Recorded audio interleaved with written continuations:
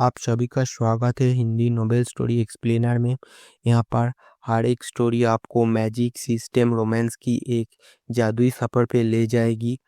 इस स्टोरी का सारा चरित्रों, स्थान, घटना सब कुछ काल्पनिक है। इसे वास्तविकता से जोड़ने का प्रयास ना करें। चलिए स्टोरी की तरफ आगे बढ़ते हैं। अध्याय 431। म्यू फैंग ने अपना शालीन व्यवहार पूरी तरह त्याग दिया था और पागल होने की कगार पर था। उसने आदेश दिया, मैं उन्हें ये शितियान को मारने के लिए ले जाऊंगा। मैं ऐसे नीच कमीने को अपनी मंगेतर के करीब कैसे आने दे सकता हूँ? बिल्कुल नहीं। इस समय युवा मास्टर म्यू फैंग एक फटते हुए ज्वालामुखी की तरह थे। उनका चेहरा गुस्से से भरा था और उनकी आंखों में अंतहीन हत्या की नीयत थी। उनके हाथ में पकड़ा हुआ तांबे का प्याला उनकी पकड़ से विकृत हो गया था। जल्द ही एक तीखी आवाज गूंजी और तीसरी श्रेणी का अमर कलाकृति वाला प्याला उनके हाथ में ही कुचल गया। तीसरी श्रेणी की अमर कलाकृति को कुचलना कोई भी नहीं कर सकता था और कोई भी कल्पना कर सकता था कि युवा मास्टर म्यू फैंग कितने क्रोधित थे। युवा मास्टर आचार्य सूर्यदेव आदि अराजकता क्षेत्र के विशेषज्ञ हैं। दिव्य राजा क्षेत्र रक्षक ने खुद को तैयार किया और कहा, हम जाना। म्यू फैंग चिल्लाया और उस पर एक अमर कलाकृति चायदानी फेंक दी। इस समय उसे अपनी शैली, व्यवहार या शान शौकत की कोई परवाह नहीं थी। उसने पहरेदार की ओर इशारा करते हुए कहा, आदिकालीन अराजकता क्षेत्र।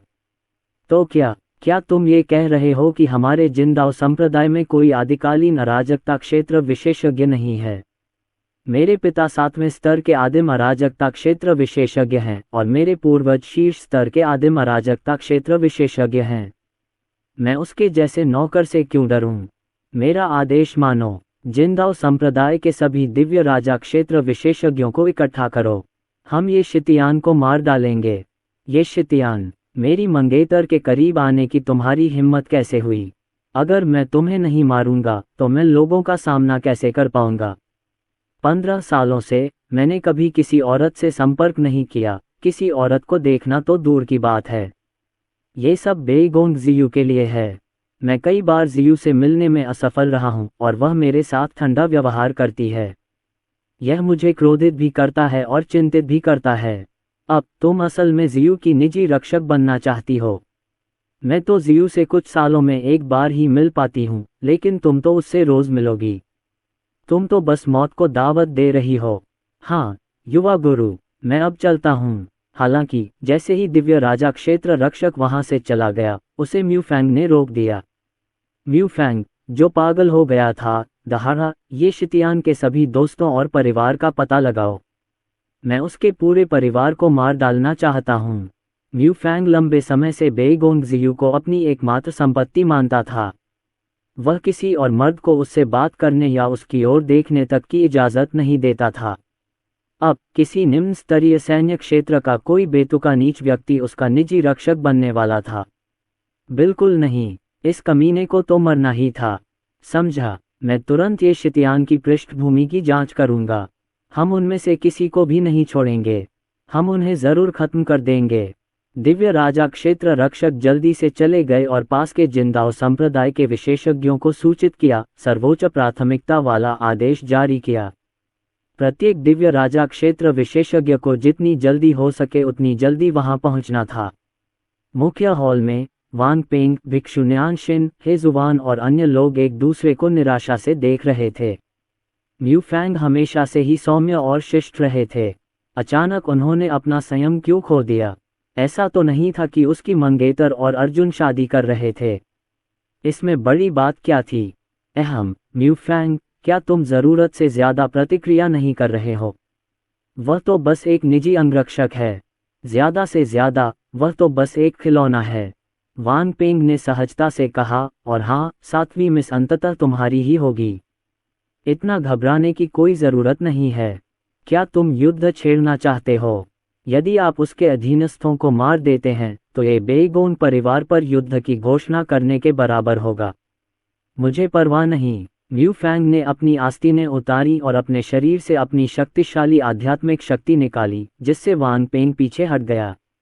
उसने वांग पेंग को गुस्से से देखा और कहा, लड़का खिलौना हो या न हो, मैं उसे जियू के पास नहीं रहने दूंगा, चाहे वह हिजड़ा ही क्यों न हो। आप, वांग पेंग, अगर तुमने एक शब्द भी कहने की हिम्मत की तो मैं पूरी ताकत से तुम्हारे साथ लड़ूंगा और तुम्हें मौत तक मार डालूंगा। जैसे ही म्यू फैंग ने ये कहा, वांग पेंग का गुस्सा शांत हो गया और वह आज्ञाकारी होकर वापस बैठ गया। उसके पास ही हे जुबान ने भिक्षु नियानशिन को एक दूरदर्शी संदेश भेजा, म्यू फैंग पागल है। अगर उसे ऐसे कमजोर को मारना ही था तो वह बस कुछ लोगों को भेज सकता था। उसे इतने सारे लोगों को भेजकर इतना हंगामा क्यों करना पड़ा? मिस जियू ने इतने सालों तक उसे नज़रअंदाज किया है और इससे कुछ नहीं बदलने वाला। हे जुबान, उसकी मंगेतर लगभग चुरा ली गई थी। खांसी, भले ही अरुनिस एक निम्न स्तरीय सैन्य क्षेत्र से हो, भले ही वह एक खिलौना मात्र हो, कोई भी उसे बर्दाश्त नहीं कर पाएगा। भिक्षु नियानशिन ने जवाब में अपनी आवाज़ हे जुबान तक पहुंचाई। इसलिए म्यू फैंग उनकी बातचीत सुन नहीं सका। सब लोग, अब मेरा खाने पीने का मन नहीं है, कृपया मेरी अनुपस्थिति में आनंद लें। म्यू फैंग ने अपनी आस्तीनें उतारी और चला गया। जाते हुए उसके मन में हत्या करने का पूरा इरादा था। अरुनिस शायद म्यू फैंग के हाथों में पड़ जाएगा। वांग पेंग ने मांस का एक टुकड़ा काटा और लापरवाही से कहा, सच कहूं तो वह निर्दोष है और इसके लायक नहीं है, लेकिन जब से लेडी जियू ने उसे चुना है, भाग्य ने उसे एक घातक झटका देने का फैसला किया है। उफ, अगर इस आदमी की जगह किसी उच्च स्तरीय परिवार का कोई युवा मास्टर होता तो म्यू फैंग एक शब्द भी कहने की हिम्मत नहीं करता, हे जुबान ने व्यंग्यात्मक लहजे में कहा। उसने म्यू फैंग की गायब होती आकृति को घूरते हुए कहा, अरुनिस तो मर ही गया, लेकिन लेडी जियू जरूर म्यू फैंग से नफरत करेगी, जिससे उसकी मानसिक स्थिति खराब हो जाएगी। एक तरह से इससे हमें आगामी प्रतियोगिता में फायदा होगा। इस समय स्वाभाविक रूप से अर्जुन को समझ नहीं आ रहा था कि क्या हुआ था और क्या उपद्रव मचा था। वह असमंजस में अपने सामने खड़े लोगों को देख रहा था। जब वांग छी और बाकी लोगों ने देखा कि मामला सुलझ गया है तो उनकी नज़र अर्जुन पर पड़ी। ठीक है, चलो। अपनी बात खत्म करने के बाद वांग छी कुछ कदम आगे बढ़ा, लेकिन तभी उसे कुछ ध्यान आया और वह रुक गया। उसने पलटकर अर्जुन की तरफ देखा, जो अभी तक हिला भी नहीं था। तुम हमारे साथ क्यों नहीं आ रहे हो?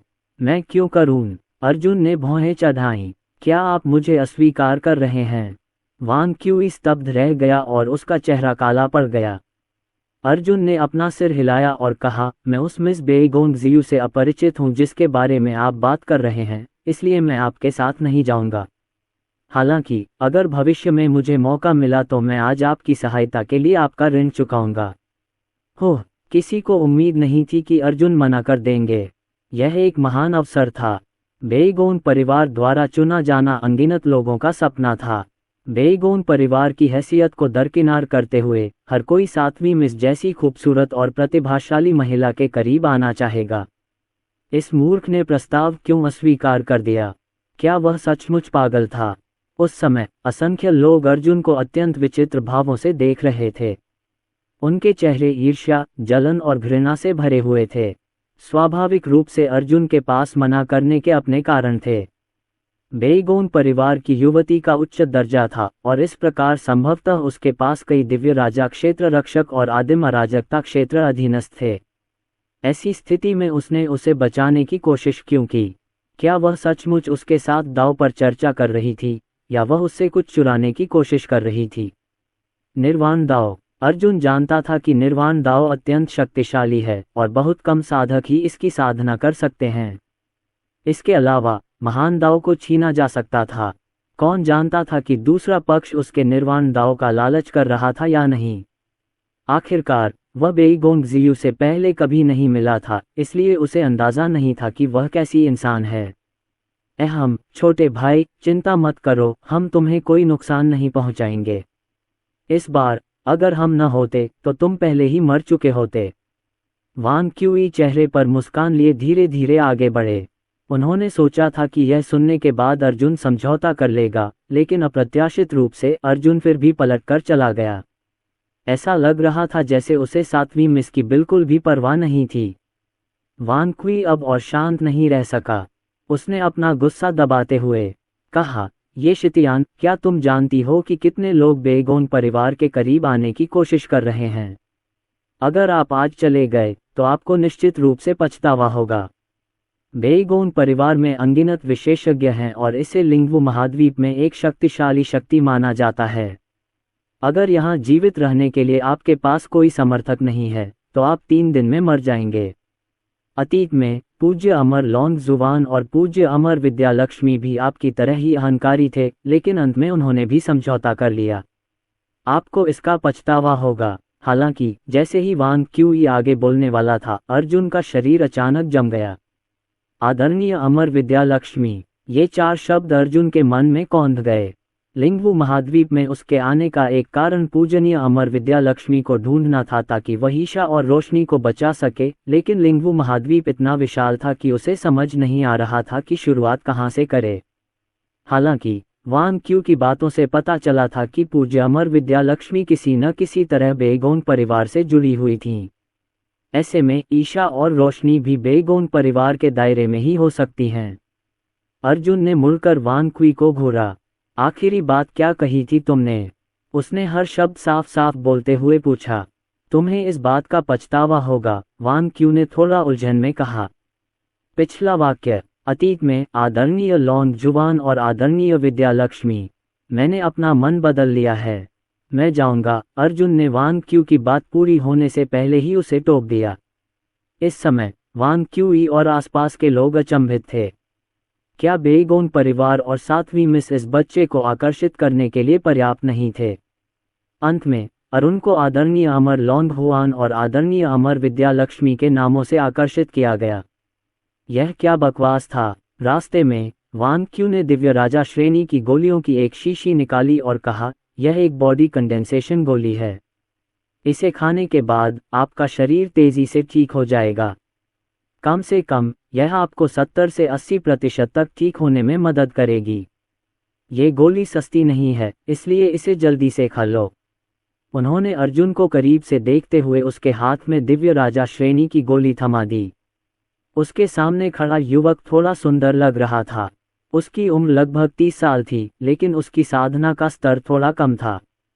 फिर भी चूंकि वह एक निम्न स्तरीय युद्ध क्षेत्र से आया था, इसलिए ये स्वीकार्य था। आखिरकार सर्वोच्च सम्राट का क्षेत्र आमतौर पर एक निम्न स्तरीय युद्ध क्षेत्र की सीमा होती है। इस व्यक्ति में दिव्य राजा क्षेत्र के विशेषज्ञ जैसी युद्ध शक्ति होना उसे एक प्रतिभाशाली व्यक्ति बनाता था। ऐसा करने वाले बहुत कम लोग थे। ये शितयान, मैं तुमसे पूछता हूँ, तुम कब से साधना कर रहे हो? निर्वाण दाव के बारे में आपकी समझ कितनी गहरी है?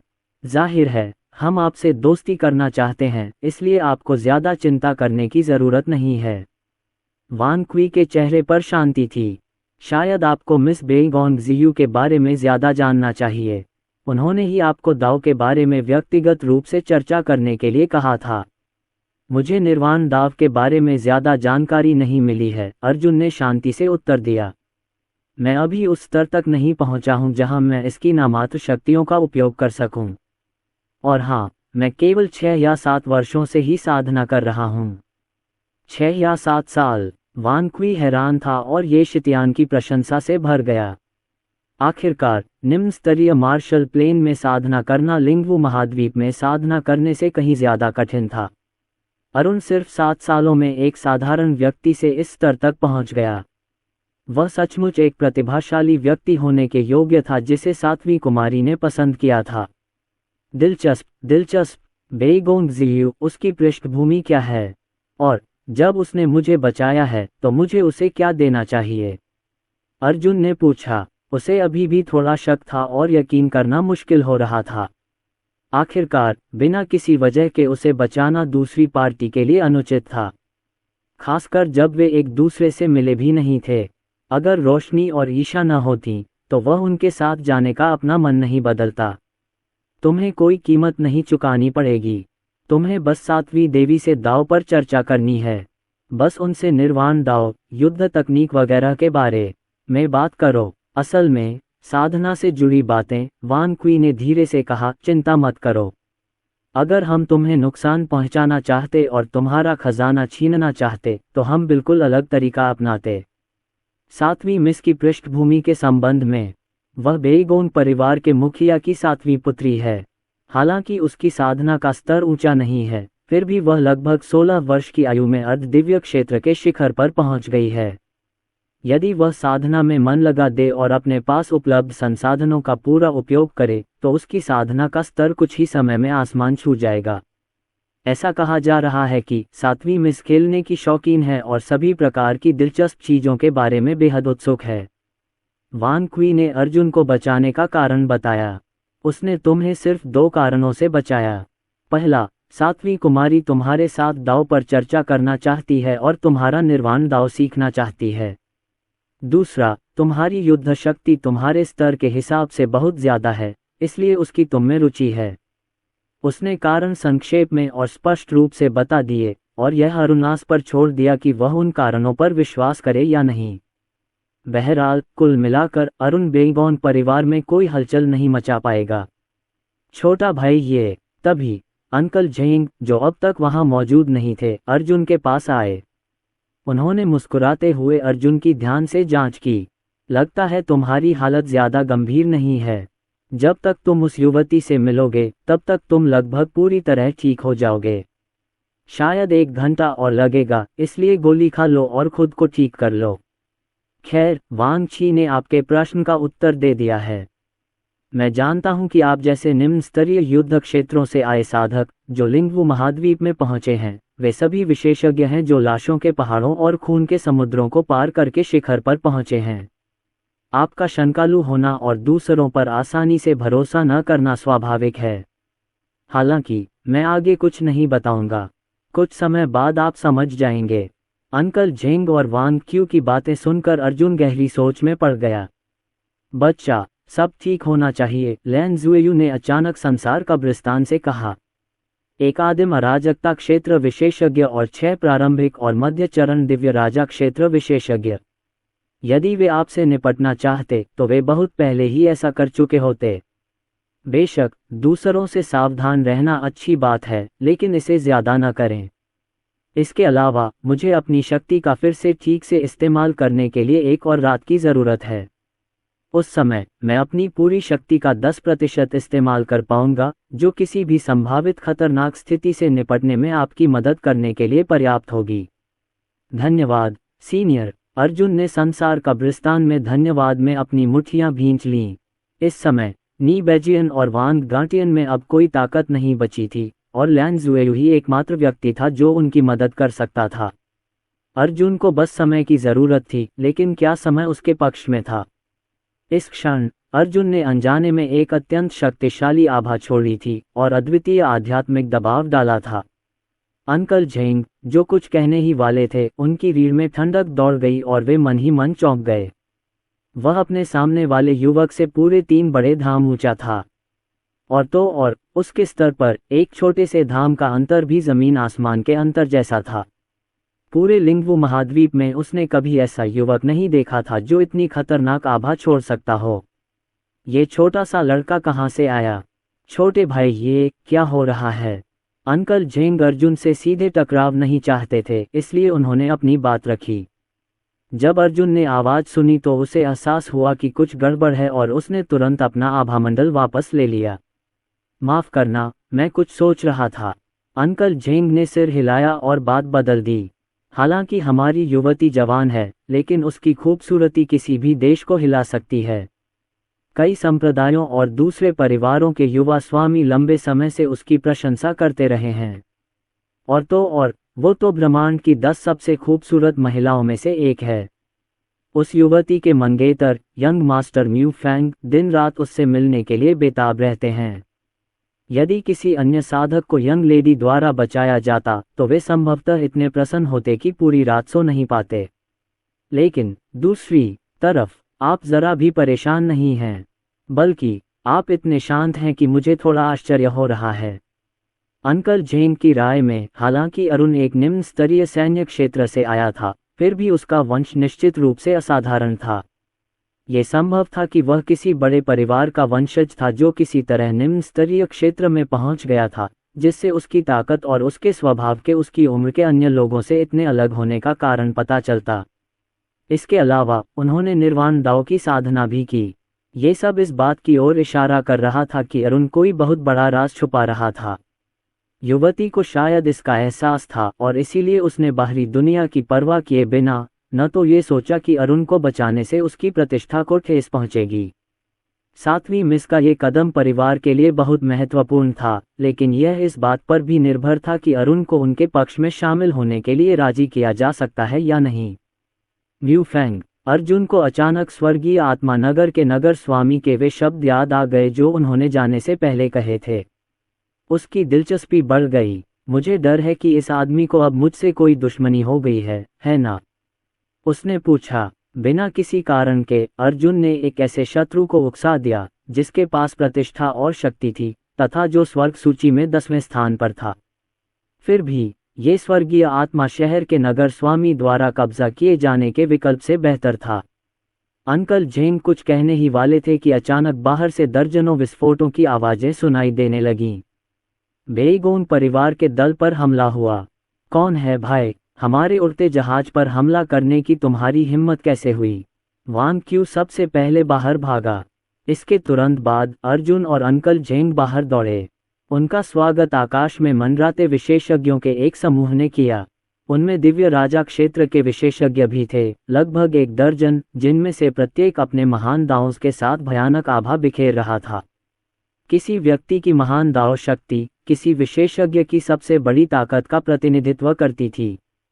जब कोई सर्वोच्च सम्राट क्षेत्र साधक अपना सबसे बड़ा आक्रमण करना चाहता था तो वह अपने भ्रूण रूप महान दाव को छोड़ देता था। अर्ध दिव्य क्षेत्र साधकों और यहाँ तक कि दिव्य राजा क्षेत्र साधकों के लिए भी यही बात लागू होती थी, जो अपने महान दाव को छोड़ देते थे। उदाहरण के लिए, जब स्वर्गीय आत्मा शहर का नगर स्वामी अर्जुन को मारने के लिए अपने अंतिम हमले का उपयोग करना चाहता था तो वह अपनी युद्ध शक्ति बढ़ाने के लिए अपने महान दाव को सक्रिय कर देता था। अब दर्जनों दिव्य राजा क्षेत्र विशेषज्ञों ने उन्हें घेर लिया था। क्या ऐसा हो सकता था कि वे युद्ध शुरू करने वाले थे? अंकल जेंग के चेहरे पर ठंडक थी। हालांकि उनके चेहरे पर किसी ऐसे व्यक्ति का भाव नहीं था जो किसी शक्तिशाली दुश्मन से भिड़ गया हो और उसका कोई मुकाबला न कर सके, बल्कि तिरस्कार का भाव था। उन्हें तो ऐसा भी लग रहा था जैसे उन्हें उकसाया गया हो। उसने अपना बायां हाथ थोड़ा ऊपर उठाया और उसकी हथेली में आकाशीय ब्लेड दिखाई दिए। उसने एक घातक आभा छोड़ी जिसने तुरंत विपरीत दिशा में बैठे दिव्य राजा क्षेत्र के विशेषज्ञों को घेर लिया। अगर उसने हमला किया होता तो वे सब मर जाते। जिनदाओ संप्रदाय 7 प्रारंभिक और मध्य स्तर के दिव्य राजा क्षेत्र संरक्षकों और 7 अंतिम स्तर और शीर्ष स्तर के दिव्य राजा क्षेत्र के बुजुर्गों को यहाँ लाया है, लेकिन किस कारण से? उसने ठंडे स्वर में पूछा।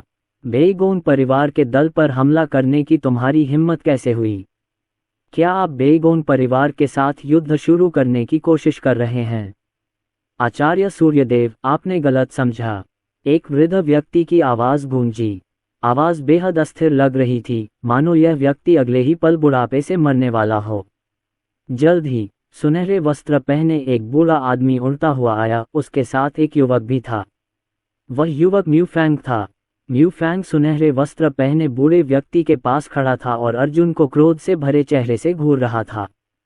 सुनहरे वस्त्र पहने यह वृद्ध व्यक्ति जिनदाओ संप्रदाय का 7वां सर्वोच्च बुजुर्ग म्यू तियानबो था तथा वह आदिकालीन अराजकता क्षेत्र का विशेषज्ञ भी था। हमने युद्ध शुरू करने के लिए आपके दल पर हमला नहीं किया, आचार्य सूर्यदेव। म्यू तियानबो के चेहरे पर ठंडक थी। बात बस इतनी है कि मेरा ये जूनियर तुम्हारे बगल वाले लड़के ये शितियान के साथ मुकाबला करना चाहता है। आखिरकार अरुण बेईगोन परिवार का सदस्य नहीं है, इसलिए उसके साथ झगड़ा करने से हमारे संप्रदाय और आपके परिवार के बीच कोई समस्या नहीं होगी, है ना? म्यू फेंग के गुरुओं में से एक के रूप में म्यू तियानबो ने म्यू फेंग की बचपन से ही देखभाल की थी तथा उसे अपने पोते की तरह पाला था। जब उसने सुना कि कोई म्यू फेंग की मंगेतर को छीनना चाहता है तो उसने तुरंत अभिभावकों और बुजुर्गों को म्यू फेंग का समर्थन करने के लिए यहाँ लाया।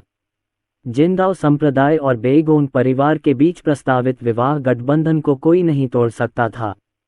इसके अलावा जिनदाओ संप्रदाय बेईगोन परिवार के अंतर्गत सर्वोच्च संप्रदाय था। वे निम्न स्तरीय सैन्य क्षेत्र के किसी व्यक्ति को महान 7वीं कुमारी के निकट कैसे आने दे सकते थे? बूढ़े म्यू, लगता है आपको म्यू फेंग से बड़ी उम्मीदें हैं। एक उच्च स्तरीय अर्ध दिव्य क्षेत्र साधक 8वें स्तरीय सर्वोच्च सम्राट क्षेत्र साधक को चुनौती देना और उससे मुकाबला करना चाहता है। कमजोर को धमकाना बुरा नहीं।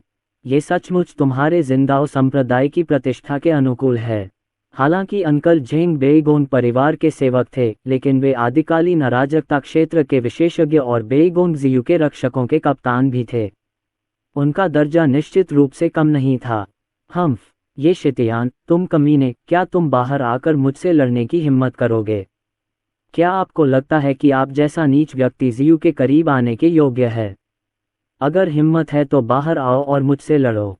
मैं तुम्हें एक ही वार में मार डालूंगा, म्यू फैंग ने श्राप दिया। पहले, आप केवल स्वर्गीय आत्मा शहर के सिटी लॉर्ड के खिलाफ लड़ने में सक्षम थे क्योंकि आपने बाहरी वस्तुओं की शक्ति का उपयोग किया था। मैं तुम्हें एक बात बता दूं, अगर मैं स्वर्गीय आत्मा नगर के नगर स्वामी से लड़ूं, तो मैं हारूंगा नहीं, भले ही मुझे अपनी अमर कलाकृतियों पर भरोसा न हो। मैं तुम जैसे कूड़े से 1000 गुना ज्यादा ताकतवर हूं।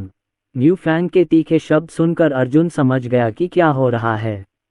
वह आगे बढ़ने ही वाला था कि अंकल झेंग ने उसे रोक लिया और अपना सिर हिलाया। उन्होंने फुसफुसाते हुए कहा, तुम अभी तक ठीक नहीं हुए हो। उससे मत लड़ो। वह जिंदाओ संप्रदाय के संप्रदाय गुरु का पुत्र है और बचपन से ही साधना कर रहा है। वह बहुत शक्तिशाली है और दूसरे या तीसरे स्तर के दिव्य राजा क्षेत्र के विशेषज्ञों से भी लड़ सकता है। यदि वह अपनी रक्त शक्ति का उपयोग करता है, तो उसके लिए स्वर्गीय आत्मा शहर के नगर स्वामी के विरुद्ध समान रूप से लड़ना कठिन नहीं होगा। मैं यह नहीं कह रहा कि आप उतना अच्छा नहीं कर सकते, लेकिन आप घायल हैं, इसलिए अब उनसे लड़ने का कोई कारण नहीं है।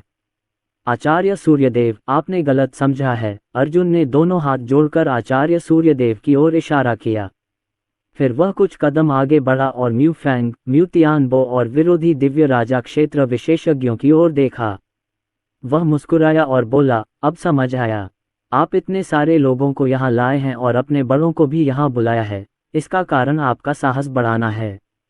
तुम्हारे पिताजी शायद व्यस्त होंगे, वरना तुम अपने पिताजी से भी आकर तुम्हारा साथ देने को कहती। अपनी दयनीय हालत तो देखो। मैं बेईगोंग जियू से कभी नहीं मिली, न ही मैंने उससे बात की। उसी ने मुझे ढूंढने की पहल की थी। एक मंगेतर होने के नाते आप बहुत असुरक्षित हैं। आपकी मंगेतर ने एक व्यक्ति को बचाया, फिर भी आप इतने गुस्से में हैं कि आप अपने माता पिता, दादा दादी और अन्य लोगों को भी बुला रहे हैं। अच्छा, तुम शायद इस बात का फायदा उठाना चाहते हो कि मुझसे निपटने के लिए बहुत से लोग हैं। मेरे साथ मुकाबला, तुम बस मेरी चोटों का फायदा उठाना चाहते हो। हास्यास्पद। अगर मैं अपने चरम पर हूं, तो मैं तुम्हें कीड़े की तरह कुचल सकता हूं। अर्जुन भी अपना गुस्सा दबा रहा था। दिन रात पीछा करने के बाद वह पहले से ही गुस्से में था। उसे उम्मीद नहीं थी कि कोई उसे बचा लेगा, लेकिन अब जब किसी की मंगेतर उसकी जान के पीछे पड़ी है, तो मानो उसने उस व्यक्ति को धोखा दे दिया हो। उसने स्पष्ट रूप से बेईगोंग जियू को कभी नहीं देखा था और उससे कभी बात भी नहीं की थी।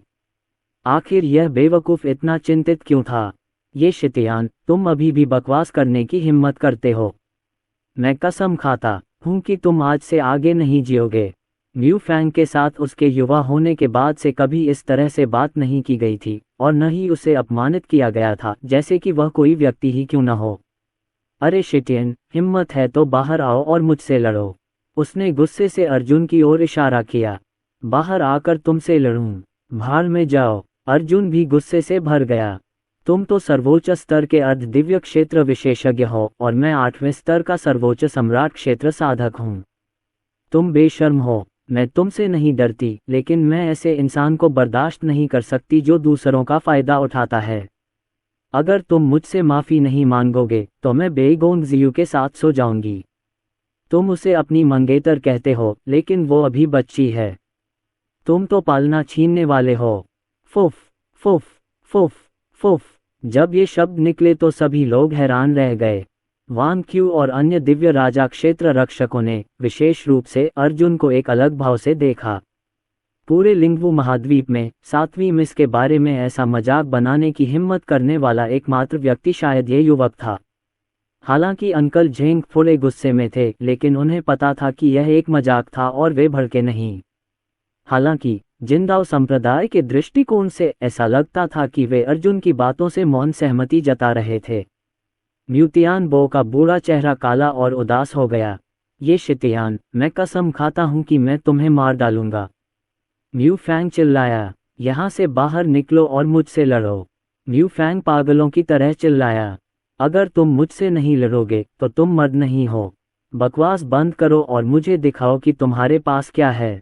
अगर तुम अभी भाग गए तो मेरा संप्रदाय तुम्हारे पूरे परिवार को खत्म करने के लिए पूरी ताकत लगा देगा।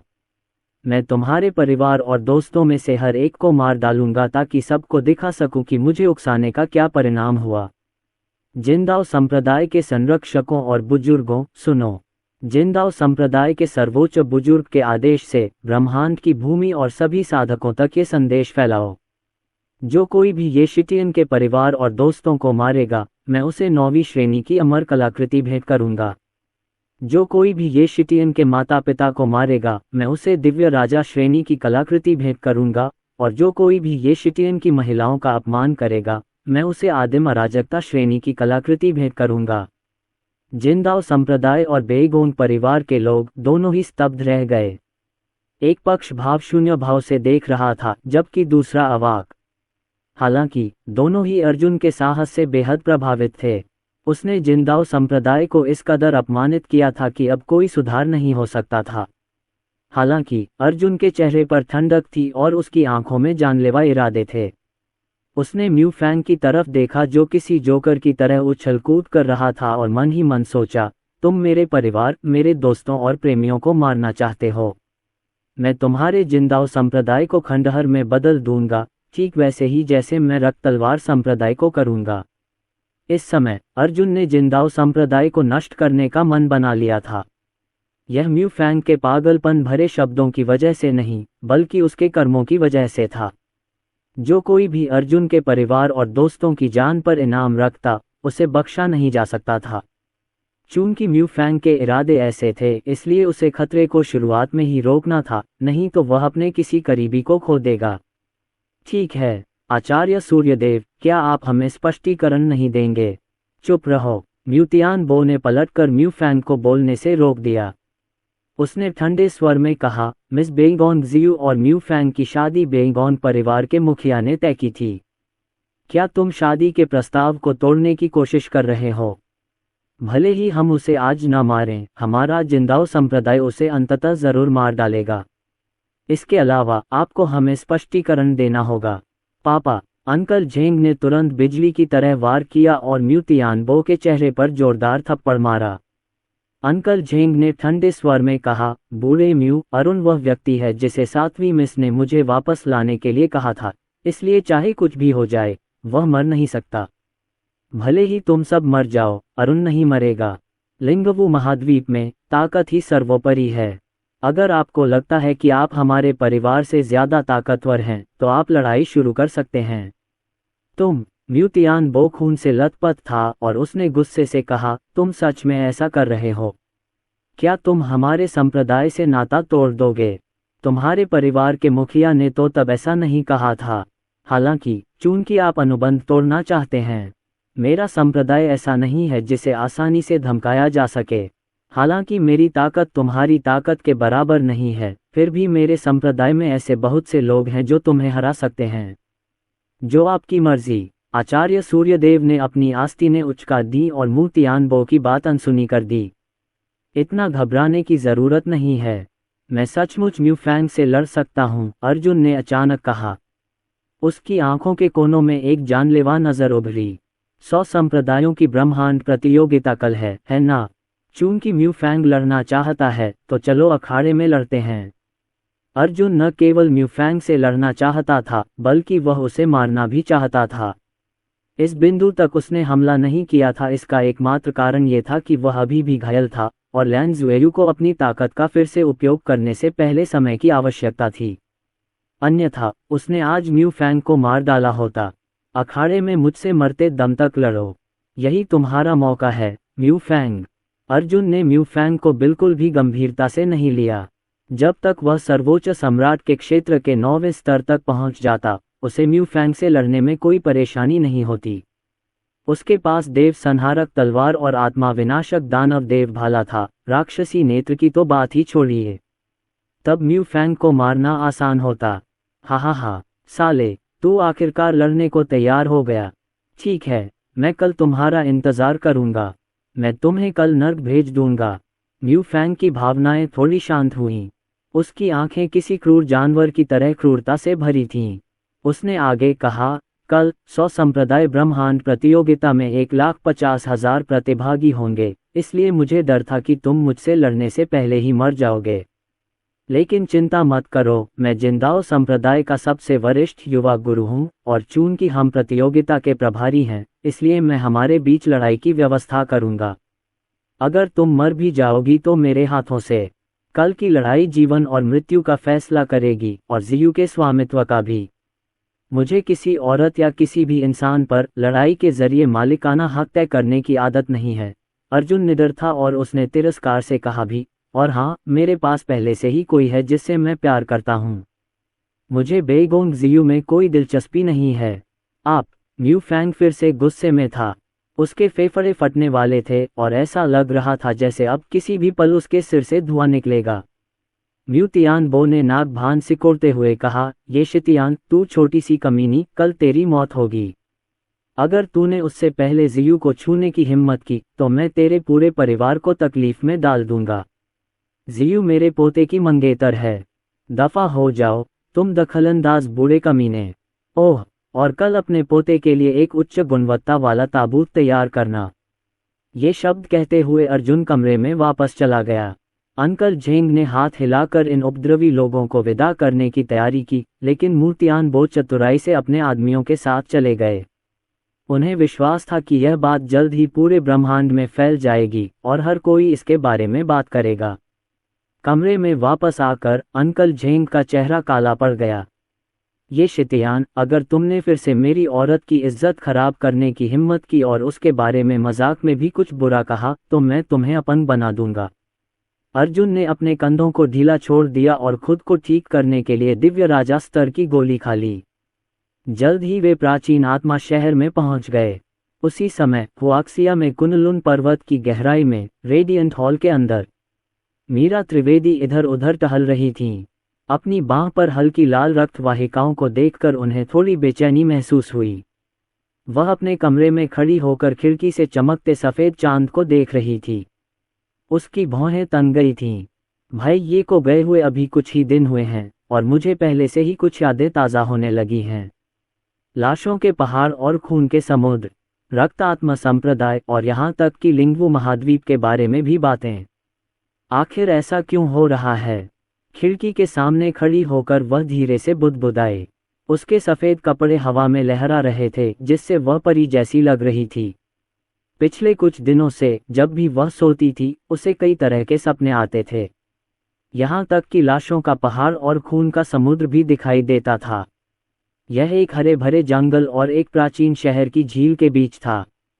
पल भर में अनगिनत लपटें और प्रकाश की धारें आकाश को चीरती हुई, धरती को चीरती हुई ऐसी निकली मानो कोई विश्वव्यापी विपत्ति आ पड़ी हो। शक्तिशाली विशेषज्ञों का एक समूह सैकड़ों लोगों को मार रहा था। उन्होंने रक्त लाल वस्त्र पहने हुए थे जिनकी छाती पर ड्रैगन के चित्र और पीठ पर ड्रैगन के पंख बने हुए थे। सैकड़ों विशेषज्ञ मारे गए और लाशों के ढेर लग गए। एक जोड़ा, एक युवक और युवती बुरी तरह घायल हो गए। इसके अलावा महिला अपनी गोद में एक बच्चे को लिए हुए थी। उसका चेहरा ठंडा और दृढ़ था और ऐसा लग रहा था जैसे उसने अभी अभी एक बच्चे को जन्म दिया हो और उसकी जीवन शक्ति समाप्त हो चुकी थी। उसके लिए हिलना डुलना मुश्किल था, लड़ना तो दूर की बात थी। लोगों के उस समूह ने हजारों मील तक युवक और युवती का पीछा किया और रास्ते में लोगों और जानवरों का सफाया कर दिया। अंत में उस युवक पर अनगिनत प्रहार हुए और वह अनंत सागर में गिर गया। किसी को पता नहीं चला कि वह मरा या जीवित। एक स्थानिक टेलीपोर्टेशन स्थान पर पहुंचते ही महिला थोड़ी देर के लिए झिझकी। उसने बच्चे को गोद में लिया और स्थानिक टेलीपोर्टेशन संरचना को सक्रिय किया, फिर मुड़कर हॉल से बाहर निकल गई। उस पर अनगिनत हमले हुए और यह पता नहीं चल पाया कि वह अब भी जिंदा है या नहीं। क्या ये वह दृश्य हो सकता है जब मैं अपने माता पिता से अलग हो गया था? भाई, ये अब कहाँ हैं? उसके नज़रिए से अब उसका कोई रिश्तेदार नहीं था। वह सिर्फ अर्जुन को ही अपना परिवार मानती थी और इसलिए वही उसके लिए सबसे महत्वपूर्ण था। मीरा त्रिवेदी ने धीरे से मन ही मन बुदबुदाया। इस समय वह हॉल में भटकती हुई एक खोई हुई आत्मा की तरह थी। रेडिएंट हॉल के साधक, जो दिन ब दिन मजबूत होते जा रहे थे, उसे प्रणाम कर रहे थे और सम्मान में अपनी मुट्ठियां उसकी ओर मोड़ रहे थे। हालांकि वह अपने विचारों में खोई हुई लग रही थी और धीरे धीरे अर्जुन के कमरे की ओर बढ़ी। उसने अर्जुन द्वारा इस्तेमाल किए गए कढ़ाई को धीरे से सहलाया और अर्जुन के साथ बिताए गए दृश्यों को याद किया। हर बार जब मैं वह दृश्य देखता हूँ तो मेरा दिल दुखता है, मेरा सिर दुखता है और यादें और भी साफ होती जाती हैं। जैसे जैसे सपनों की संख्या बढ़ती है, वैसे वैसे मुझे याद आने वाले विवरण भी बढ़ते जाते हैं। अब मुझे धुंधले आकार ही नहीं बल्कि उनके रूप, कपड़े और हथियार भी दिखाई देते हैं। क्या वे मेरे माता पिता हैं? लेकिन पिता और माता का पीछा क्यों किया जा रहा है? क्या पिताजी अभी भी जीवित हैं? क्या माँ को पकड़ लिया गया या मार दिया गया?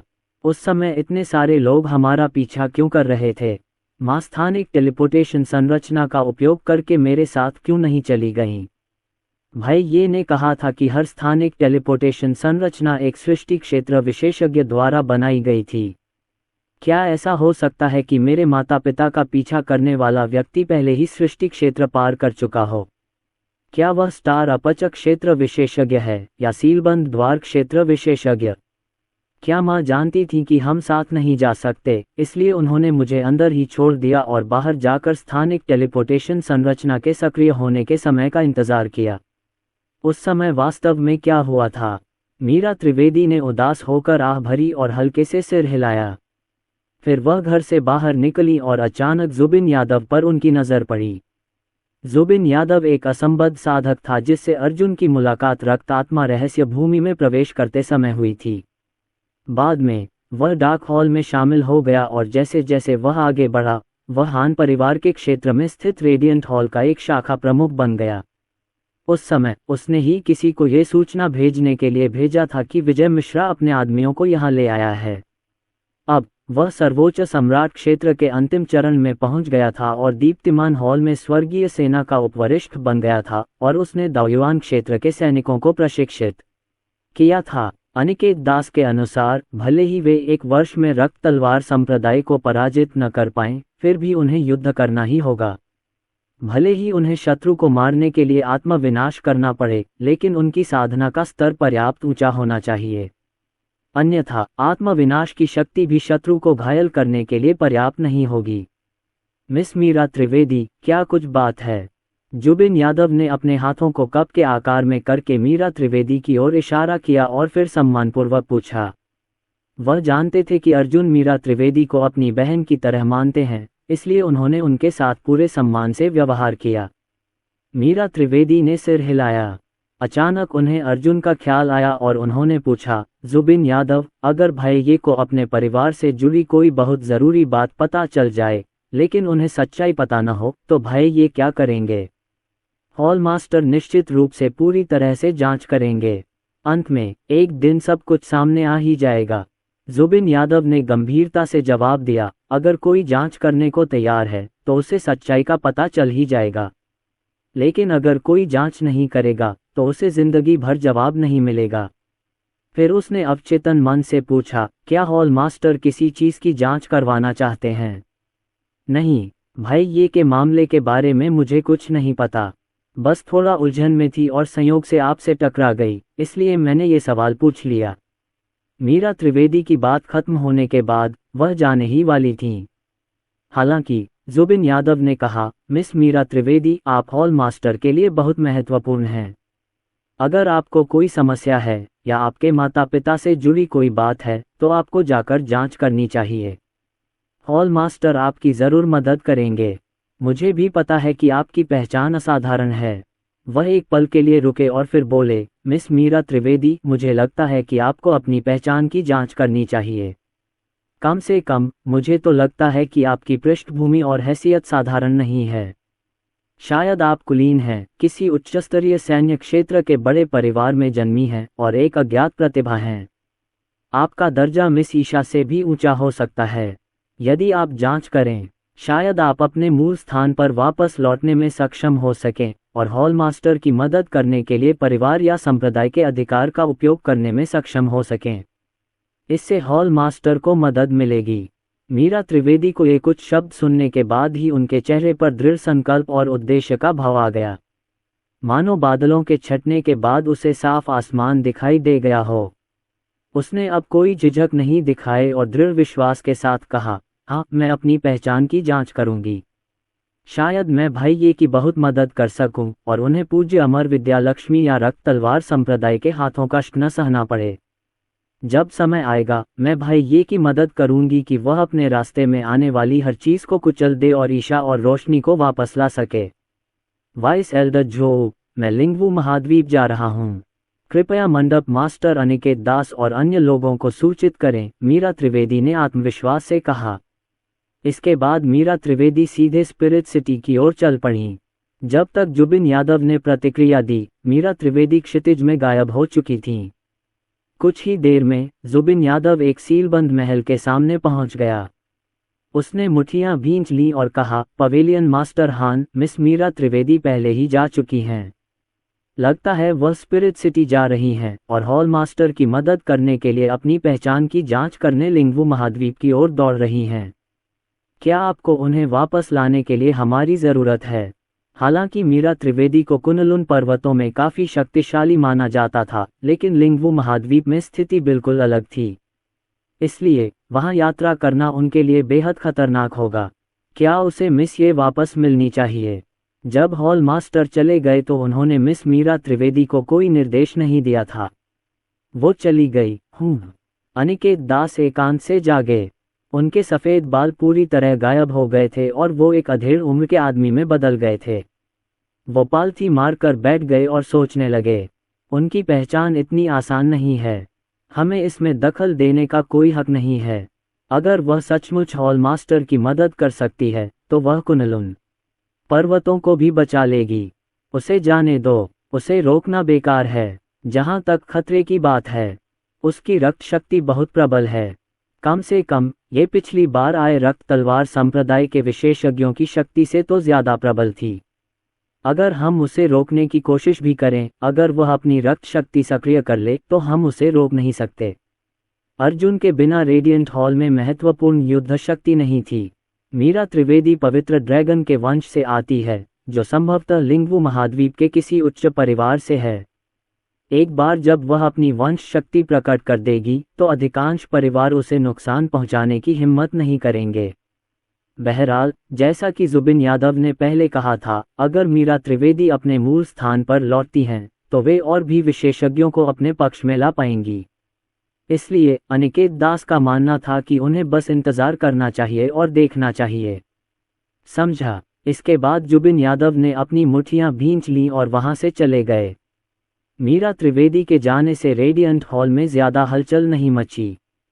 इसकी मुख्य वजह यह थी कि रेडियंट हॉल के विभिन्न pavilion masters, vice pavilion masters और अन्य उच्च पदस्थ विशेषज्ञ एकांतवास में थे और उन्हें पता ही नहीं था कि ऐसा हुआ भी है। यहाँ तक कि सहयोगी सेनाओं के नेता, जिनमें स्टार स्वॉर्ड संप्रदाय के पूर्वज भी शामिल थे, साधना कर रहे थे। इस बीच जैसे ही कुनलुन पर्वत तेजी से विकास के दौर में प्रवेश कर गया, जुबिन यादव, हे याओ, हुआंग झांतियन और अन्य लोगों को कुनलुन पर्वत की हर चीज का प्रभारी बना दिया गया। इसका मुख्य कारण ये था कि उनकी साधना की नींव अस्थिर थी और जब तक वे उसे स्थिर नहीं कर लेते, वे अपनी साधना के स्तर में सुधार नहीं कर सकते थे। इसलिए उन्होंने दीप्तिमान हॉल के दैनिक कार्यों का कार्यभार संभाल लिया। अर्जुन के जाने के बाद से कुनलुन पर्वतों में कोई और युद्ध नहीं हुआ था। सभी संप्रदाय और परिवार दीप्तिमान हॉल द्वारा एकीकृत हो गए थे और आपसी लड़ाई पर प्रतिबंध लगा दिया गया था। आखिरकार उनका मुकाबला रक्त तलवार संप्रदाय जैसे शक्तिशाली शत्रु से था। संयोग से मीरा त्रिवेदी एक सर्वोच्च सम्राट क्षेत्र की साधिका थीं। वह न तो बलवान थीं, न ही दुर्बल। इस समय वह स्पिरिट सिटी के बाहर पहुंची और उस असीम सुरक्षा कवच को देखा जिसने स्पिरिट सिटी को पूरी तरह से घेर रखा था। केवल एक स्पिरिट टोकन प्राप्त करके ही वह स्पिरिट सिटी में प्रवेश कर सकती थी। आप कौन हैं? अरे, तुम इतने परिचित क्यों लग रहे हो? अरे, ये तो अर्जुन का कोई करीबी है। वहां से गुजर रहे अधेड़ उम्र के साधकों के एक समूह ने मीरा त्रिवेदी को तुरंत पहचान लिया। समूह का नेता ली परिवार का एक बुजुर्ग था। उसने मीरा त्रिवेदी को आश्चर्य से देखा। जब रक्त तलवार संप्रदाय आया था, तब विभिन्न संप्रदायों ने अर्जुन के सभी मित्रों और अधीनस्थों की जांच पड़ताल के लिए कुनलुन पर्वत पर लोगों को भेजा था।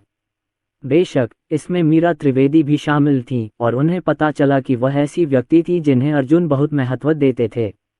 आप कौन हैं, और मैं स्पिरिट सिटी में कैसे प्रवेश कर सकता हूँ? क्या आप सब स्पिरिट सिटी से हैं? उसने पूछा। मैं लिंगवू महाद्वीप जाना चाहती हूँ। मैं वहाँ कैसे पहुँच सकती हूँ? क्या आप मीरा त्रिवेदी हैं? ली परिवार के बुजुर्ग ने पुष्टि करने के लिए गंभीर स्वर में पूछा। हाँ, मैं मीरा त्रिवेदी हूँ। मीरा त्रिवेदी की आंखों के कोने अचानक तेज हो गए। उसने ली परिवार के बुजुर्ग की ओर प्रश्नवाचक दृष्टि से देखा और धीरे धीरे सतर्क हो गई। उसके हाथ में बर्फ की तलवार रक्त लाल चमक रही थी, और उससे एक भयानक आभा निकल रही थी। Bang bang. मध्यम आयु वर्ग के किसानों का समूह जब ये देख रहा था तो कुछ कदम पीछे हट गया। ली परिवार के बुजुर्ग ने मीरा त्रिवेदी को आश्चर्य से देखा। आप सचमुच मूल रूप से लिंगवू महाद्वीप की हैं। आपका वंश निश्चित रूप से बहुत ही उच्च कोटि का है। उसका दिल कांप उठा जब उसने सोचा, उसकी रक्त शक्ति का एक अंश ही इतनी शक्ति प्रदान करता है। अगर वह इसका सही इस्तेमाल कर पाती, तो क्या वह एक उन्नत अर्ध दिव्य क्षेत्र विशेषज्ञ को नहीं मार पाती? कितना भयानक! इसमें कोई आश्चर्य की बात नहीं थी कि वह अर्जुन के पीछे पीछे चली गई। ऐसा लग रहा था कि अर्जुन भी असाधारण लोगों से घिरा हुआ था। उनके दो प्रियजन पूज्य अमर विद्या लक्ष्मी के शिष्य बन गए, और अब उनके सामने खड़ी यह युवती निश्चित रूप से लिंगवू महाद्वीप के एक उच्च स्तरीय परिवार की वंशज थी। ये बात उसके असाधारण वंश से स्पष्ट थी। उन्हें उसके साथ अच्छा व्यवहार करना था, अन्यथा वे स्वयं पर विपत्ति को आमंत्रित कर लेंगे। खांसी खांसी। मिस मीरा त्रिवेदी, मैं हॉल मास्टर ये से कई बार मिल चुका हूँ। हमारे परिवार का मुखिया अब हॉल मास्टर अर्जुन के अधीन है, इसलिए तकनीकी रूप से कहें तो हमें भी रेडियंट हॉल का सदस्य माना जा सकता है। ली परिवार के बुजुर्ग ने गर्मजोशी से मुस्कुराया। वह सही था। ली परिवार के मुखिया पर अर्जुन ने मुहर लगा दी थी, इसलिए ली परिवार अब उसके अधीन था। इस लिहाज से उन्हें दीप्तिमान हॉल का नामात्र सदस्य माना जा सकता था। इस जगह को स्पिरिट सिटी कहते हैं। अगर आप स्पिरिट सिटी में जाना चाहते हैं तो आपको स्पिरिट टोकन की ज़रूरत होगी। हालांकि यह अफसोस की बात है कि कुनलुन पर्वतों में अब स्पिरिट टोकन लगभग न के बराबर बचे हैं। इसलिए हम आपके लिए अपनी एक जगह छोड़ सकते हैं, मिस मीरा त्रिवेदी। उन्होंने अपने आसपास मौजूद ली परिवार के सदस्यों की ओर इशारा किया। कुछ ही देर में ली परिवार के एक युवक ने मीरा त्रिवेदी को एक आत्मा का टोकन दिया और मुस्कुराते हुए कहा, मिस मीरा त्रिवेदी, हम हॉल मास्टर ये की दिव्य शक्ति की प्रशंसा करते हैं। हमारा ली परिवार आपके लिए मार्ग प्रशस्त करेगा। अगर आप लिंगवू महाद्वीप जाना चाहती हैं तो हम आपकी ज़रूर मदद करेंगे। मीरा त्रिवेदी ने हाथ में हरा स्पिरिट टोकन पकड़ा हुआ था। उसकी आंखें चमक उठीं और उसने हल्का सा सिर हिलाया। जरा ठहरिए, बड़ी बहन लुओ, मैं भी जाना चाहता हूँ। तभी प्लीटेड स्कर्ट पहने एक छोटी सी बच्ची दौड़ती हुई आई। उसके हाथ में कुछ स्नैक्स थे। वही ईशा की छोटी बहन इरा थी। उसके पीछे जी परिवार के विशेषज्ञों का एक समूह था जो उसकी रक्षा करता हुआ प्रतीत हो रहा था। इरा, तुम्हें क्या हुआ है? तुम जी परिवार के इलाके में रहने के बजाय यहाँ क्यों हो? मीरा त्रिवेदी आगे बढ़ी और इरा के माथे पर प्यार से हाथ फेरा। यहाँ बहुत खतरा है और हर जगह विशेषज्ञ मौजूद हैं। मैं लिंगवू महाद्वीप जा रही हूँ, इसलिए जल्दी से वापस लौट जाना। बस 1 साल इंतज़ार करो भाई, ये तुम्हारी बहन और मैं वापस आ जाएंगे। अगर बोर हो रहे हो तो मौज मस्ती करने के लिए हुआक्सिया चले जाओ, लेकिन यहाँ मत आना। नहीं, बड़ी बहन लुओ, मैं भी लिंगवू महाद्वीप जाना चाहती हूँ। इरा ने गंभीर भाव से कहा, मेरी बहन पूज्य अमर विद्या लक्ष्मी के संरक्षण में है। जब वह बुजुर्ग हमारे कुनलुन पर्वत पर आई थीं, तो वह बहुत दबंग थीं। मुझे वह पसंद नहीं है, और मुझे तो ये भी नहीं पता कि अर्जुन कहाँ गया। तो मैं अपनी बहन को ढूंढने जा रहा हूँ। कौन जाने उस बूढ़ी विद्यालक्ष्मी ने मेरी बहन को धमकाया हो और उसे अपना शिष्य बनने के लिए मजबूर किया हो। मीरा त्रिवेदी की भौहें थोड़ी सिकुड़ गईं। उन्होंने इरा के चेहरे को प्यार से सहलाया और धीरे से कहा, इरा, मैं अपने परिवार को ढूंढने और भाई ये की मदद करने लिंगवू महाद्वीप जा रही हूँ। तुम्हारी बहन पूज्य अमर विद्यालक्ष्मी के पास सुरक्षित होनी चाहिए और देर सवेर वह लौट आएगी। इस बीच आप कुनलुन पर्वत पर क्यों नहीं प्रतीक्षा करते? नहीं करूंगी। मैंने इन दिनों साधना जगत के बारे में बहुत कुछ सीखा है, इरा ने जोर देकर कहा। पूज्य अमर विद्यालक्ष्मी जैसी शक्तिशाली महिला के लिए उनके शिष्य सैकड़ों वर्ष एकांत साधना में बिताएंगे और हो सकता है कि उन्हें हजारों वर्षों के लिए गुप्त लोकों की खोज के लिए भी भेजा जाए। यदि पूज्य अमर विद्यालक्ष्मी मेरी बहन को सैकड़ों या हजारों वर्षों तक साधना करने के लिए मजबूर करें तो मैं उसे फिर कभी नहीं देख पाऊंगा।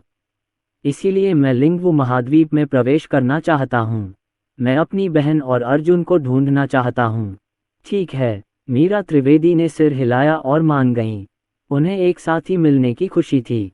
उन्होंने मुस्कुराते हुए कहा, तो फिर चलो साथ में लिंगवू महाद्वीप चलते हैं। उसने ली परिवार के बुजुर्ग की ओर देखा और अपने हाथों को थोड़ा सा मोड़ लिया। समझ गया, मिस मीरा त्रिवेदी। लीजिए। बुजुर्ग ने एक और आत्मा टोकन निकाला और उसे इरा को सौंप दिया। वह ऊपर से तो शांत दिख रहा था, लेकिन असल में उसका दिल दुख रहा था। स्पिरिट टोकन बेहद कीमती थे। इन 2 स्पिरिट टोकन को खोने का मतलब था कि उसके 2 काबिल माथत स्पिरिट सिटी नहीं लौट पाएंगे। बड़े धन्यवाद। इरा ने जी परिवार के विशेषज्ञों को विदाई दी और मीरा त्रिवेदी और ली परिवार के बड़े के पीछे स्पिरिट सिटी में चली गई। जैसे ही उन्होंने स्पिरिट सिटी में कदम रखा, कई आभाएं आसमान में उड़ने लगीं। कई आकृतियां आकाश में उड़कर आईं और हमारी ओर दौड़ पड़ीं। वे स्पिरिट सिटी की सेनाओं के पूर्वज थे। इसके अलावा ली परिवार का मुखिया भी उनका स्वागत करने के लिए पहुंचा। ली परिवार के मुखिया ने मीरा त्रिवेदी और इरा की ओर मुट्ठियां भींचते हुए कहा, युवतियों, मैं आपके लिए क्या कर सकता हूं? उसी समय पूर्वज पास ही पहुंच गए।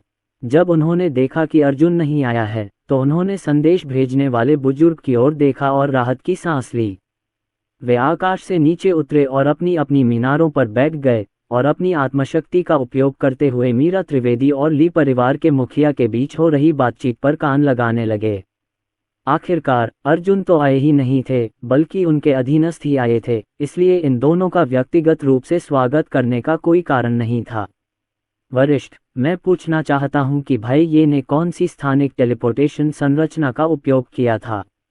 ये स्थानिक टेलीपोर्टेशन संरचना है जो लिंगवू महाद्वीप के पश्चिमी क्षेत्र में ब्रह्मांड की भूमि की ओर जाती है।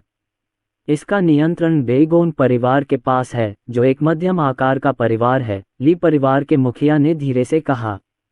बेगोन परिवार? मीरा त्रिवेदी दंग और आश्चर्यचकित थीं। ये बेगोन परिवार नहीं है, ली परिवार के मुखिया ने जल्दी से समझाया। हमने जो जानकारी एकत्र की है उसके अनुसार दोनों बेगोन परिवार दिव्य ड्रैगन परिवार की शाखाएं हैं, जो एक शीर्ष स्तरीय परिवार है और प्रत्येक पश्चिमी क्षेत्र और दक्षिणी क्षेत्र के बड़े हिस्सों के प्रभारी हैं और कई संप्रदायों की देखरेख करते हैं। इसलिए हॉलमास्टर पश्चिमी क्षेत्र में बेगोन परिवार के पास गया, न कि दक्षिणी क्षेत्र में बेगोन परिवार के पास।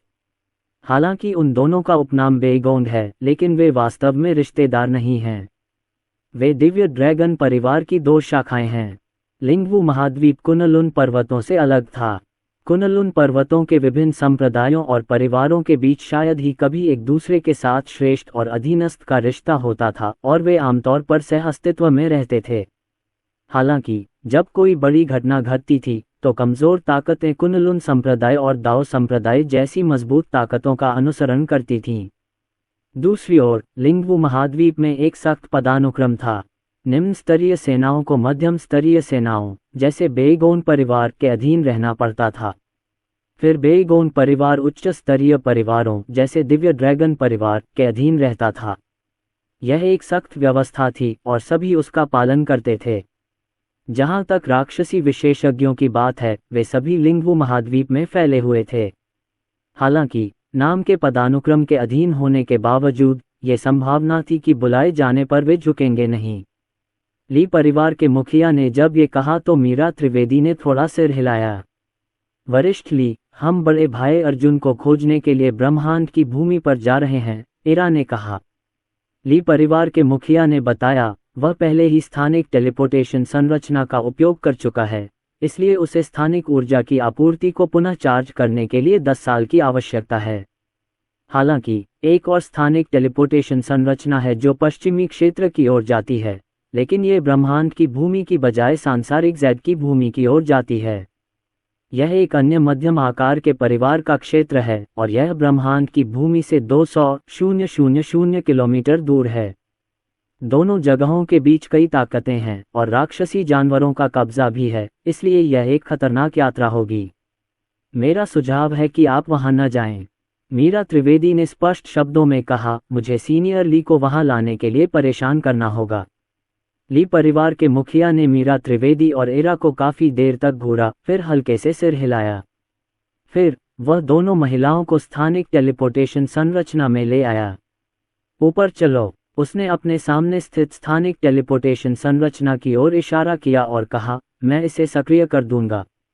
धन्यवाद सीनियर ली। धन्यवाद अंकल ली। मीरा त्रिवेदी और एरा मंच पर खड़ी थीं, तभी आकाशीय ऊर्जा उनके चारों ओर घूमने लगी। बहुत जल्दी स्थानिक नियमों की शक्ति उभरी और एक मार्ग को चीर दिया। हालांकि जैसे ही मीरा त्रिवेदी और एरा को स्थानिक मार्ग में भेजा गया, मीरा त्रिवेदी के वंश की शक्ति थोड़ी जागृत हुई और उसने स्थानिक नियमों की शक्ति को आत्मसात करके खुद को मजबूत करना शुरू कर दिया। मिस मीरा त्रिवेदी, कृपया ऐसा मत कीजिए। ली परिवार के मुखिया की आध्यात्मिक ऊर्जा मीरा त्रिवेदी की रक्त शक्ति द्वारा अवशोषित की जा रही थी। इस क्षण उसे अपने शरीर और मन में शून्यता का एहसास हुआ और वह अब स्थानिक टेलीपोर्टेशन संरचना की शक्ति को नियंत्रित नहीं कर पा रहा था। नहीं, ये मेरे खानदान की ताकत है। मीरा त्रिवेदी थोड़ी घबरा गईं। उन्हें उम्मीद नहीं थी कि ऐसा होगा। मीरा त्रिवेदी ने घबराहट में खुद को देखा क्योंकि वह अपनी रक्त शक्ति को नियंत्रित करने और स्थानिक कानूनों की शक्ति और ली परिवार के मुखिया की आध्यात्मिक ऊर्जा को नष्ट होने से रोकने की कोशिश कर रही थी। हालांकि ऐसा लग रहा था कि जब से संप्रदाय मास्टर रुओ ने उसे खोजा था, तब से वह साधना के लिए अपने रक्तसार की शक्ति का उपयोग कर रही थी और उसे आध्यात्मिक ऊर्जा का पोषण नहीं मिला था। तार्किक रूप से कहें तो जिन लोगों का वंश पवित्र ड्रैगन परिवार से जुड़ा था, उन्होंने लिंगवू महाद्वीप में जन्म लेने पर भारी मात्रा में आध्यात्मिक ऊर्जा ग्रहण की होगी और कम से कम अर्ध दिव्य लोक तक पहुंच गए होंगे। हालांकि मीरा त्रिवेदी के लिए चूंकि वह कुनलुन पर्वतों में थी, इसलिए वह केवल एक संत राजा लोक साधक ही रहीं। जाहिर है उनके शरीर को आध्यात्मिक ऊर्जा के पोषण की जरूरत थी। ये सूखे रेगिस्तान में अचानक बारिश होने जैसा था। मीरा त्रिवेदी खुद भी इसे रोक नहीं पाईं। आखिरकार इतने सालों से उसका शरीर हमेशा भूख से तड़पता रहा था, कुनलुन पर्वतों से मिलने वाले सीमित पोषण पर बमुश्किल दिन प्रतिदिन जीवित रह पा रहा था। अब जब उसके शरीर को उचित पोषण मिल रहा था, तो उसने स्वाभाविक रूप से दुनिया की परवाह किए बिना जो भी मिल सकता था उसे खा लिया। नहीं, संप्रदाय गुरु, कुछ गड़बड़ है। मीरा त्रिवेदी, ली परिवार का मुखिया चिल्लाया। उसका चेहरा और भी ठंडा होता गया। उसे लगा जैसे उसके शरीर की सारी आध्यात्मिक ऊर्जा मीरा त्रिवेदी चूस रही हैं। यहाँ तक कि आसपास का स्थानिक स्थानांतरण स्वरूप भी धुंधला हो गया था और खुला स्थानिक मार्ग थोड़ा अस्थिर था। क्या ऐसा हो सकता है कि स्थानिक टेलीपोर्टेशन स्वरूप विफल होने वाला था? कितना शक्तिशाली वंश है, स्थानिक नियमों की शक्ति को अपने आप आत्मसात कर रही है। उसके माता पिता शायद कम से कम दाओ एकीकरण क्षेत्र के विशेषज्ञ तो थे ही। अचानक दो आवाजें गूंजीं और ली परिवार के पूर्वज वहां पहुंचे। उन्होंने ली परिवार के मुखिया की पीठ पर हाथ रखा और अपनी अमर कलाकृति की शक्ति से ली परिवार के शरीर में आध्यात्मिक ऊर्जा का संचार भी किया। एक अन्य पूर्वज ने स्वयं एक स्थानिक पत्थर निकाला और उसे स्थानिक टेलीपोर्टेशन संरचना में फेंक दिया। पत्थर से शक्ति की तरंगें निकली जिन्होंने स्थानिक टेलीपोर्टेशन संरचना के लिए आवश्यक स्थानिक नियमों को पोषित किया। फुफ फुफ, तेज हवा का झोंका आया। स्थानिक टेलीपोर्टेशन संरचना अस्थायी रूप से स्थिर हो गई। हालांकि मीरा त्रिवेदी अभी भी उसकी शक्ति को अवशोषित कर रही थी। ऐसे में उस पूर्वज के पास अंतरिक्षीय मार्ग को स्थिर करने के लिए अपनी शक्ति को स्वयं अंतरिक्षीय टेलीपोर्टेशन संरचना में संचारित करने के अलावा कोई विकल्प नहीं था। वह इतना थक गया था कि उसे बहुत पसीना आ रहा था। उसका वंश बहुत शक्तिशाली है। अर्जुन के यहाँ होने पर भी उसने ऐसी कोई अजीब प्रतिक्रिया नहीं दिखाई। इन्हें भगा दो, वरना इस स्थानिक टेलीपोर्टेशन संरचना की शक्ति समाप्त हो जाएगी। ली परिवार के पूर्वज आध्यात्मिक ऊर्जा प्रदान कर रहे थे, अन्यथा ली परिवार के मुखिया की आध्यात्मिक ऊर्जा मीरा त्रिवेदी की वंशीय शक्ति द्वारा सोख ली जाती। अपनी आध्यात्मिक ऊर्जा संचारित करते हुए उन्होंने मीरा त्रिवेदी को घूरा। उनकी आंखों में क्रोध नहीं, बस सदमा था। उसके वंश की शक्ति ने स्थानिक नियमों को अपने आप ही अवशोषित कर लिया। उसका भौतिक शरीर कितना शक्तिशाली था। आक्रामक शक्ति के मामले में स्थानिक नियम निर्वाण नियमों से कमजोर नहीं थे। अगर किसी पर स्थानिक नियमों की शक्ति का प्रहार होता और उसकी शरीर शोधन साधना शून्य शरीर के दायरे तक नहीं पहुंचती तो वह तुरंत नष्ट हो जाता। हालांकि मीरा त्रिवेदी की रक्त शक्ति स्थानिक नियमों को स्वयं ही आत्मसात करने में सक्षम थी, जिसका अर्थ था कि मीरा त्रिवेदी का भौतिक शरीर अत्यंत शक्तिशाली था। उनकी मेरिडियन और हड्डियां स्थानिक नियमों की शक्ति को समाहित कर सकती थीं।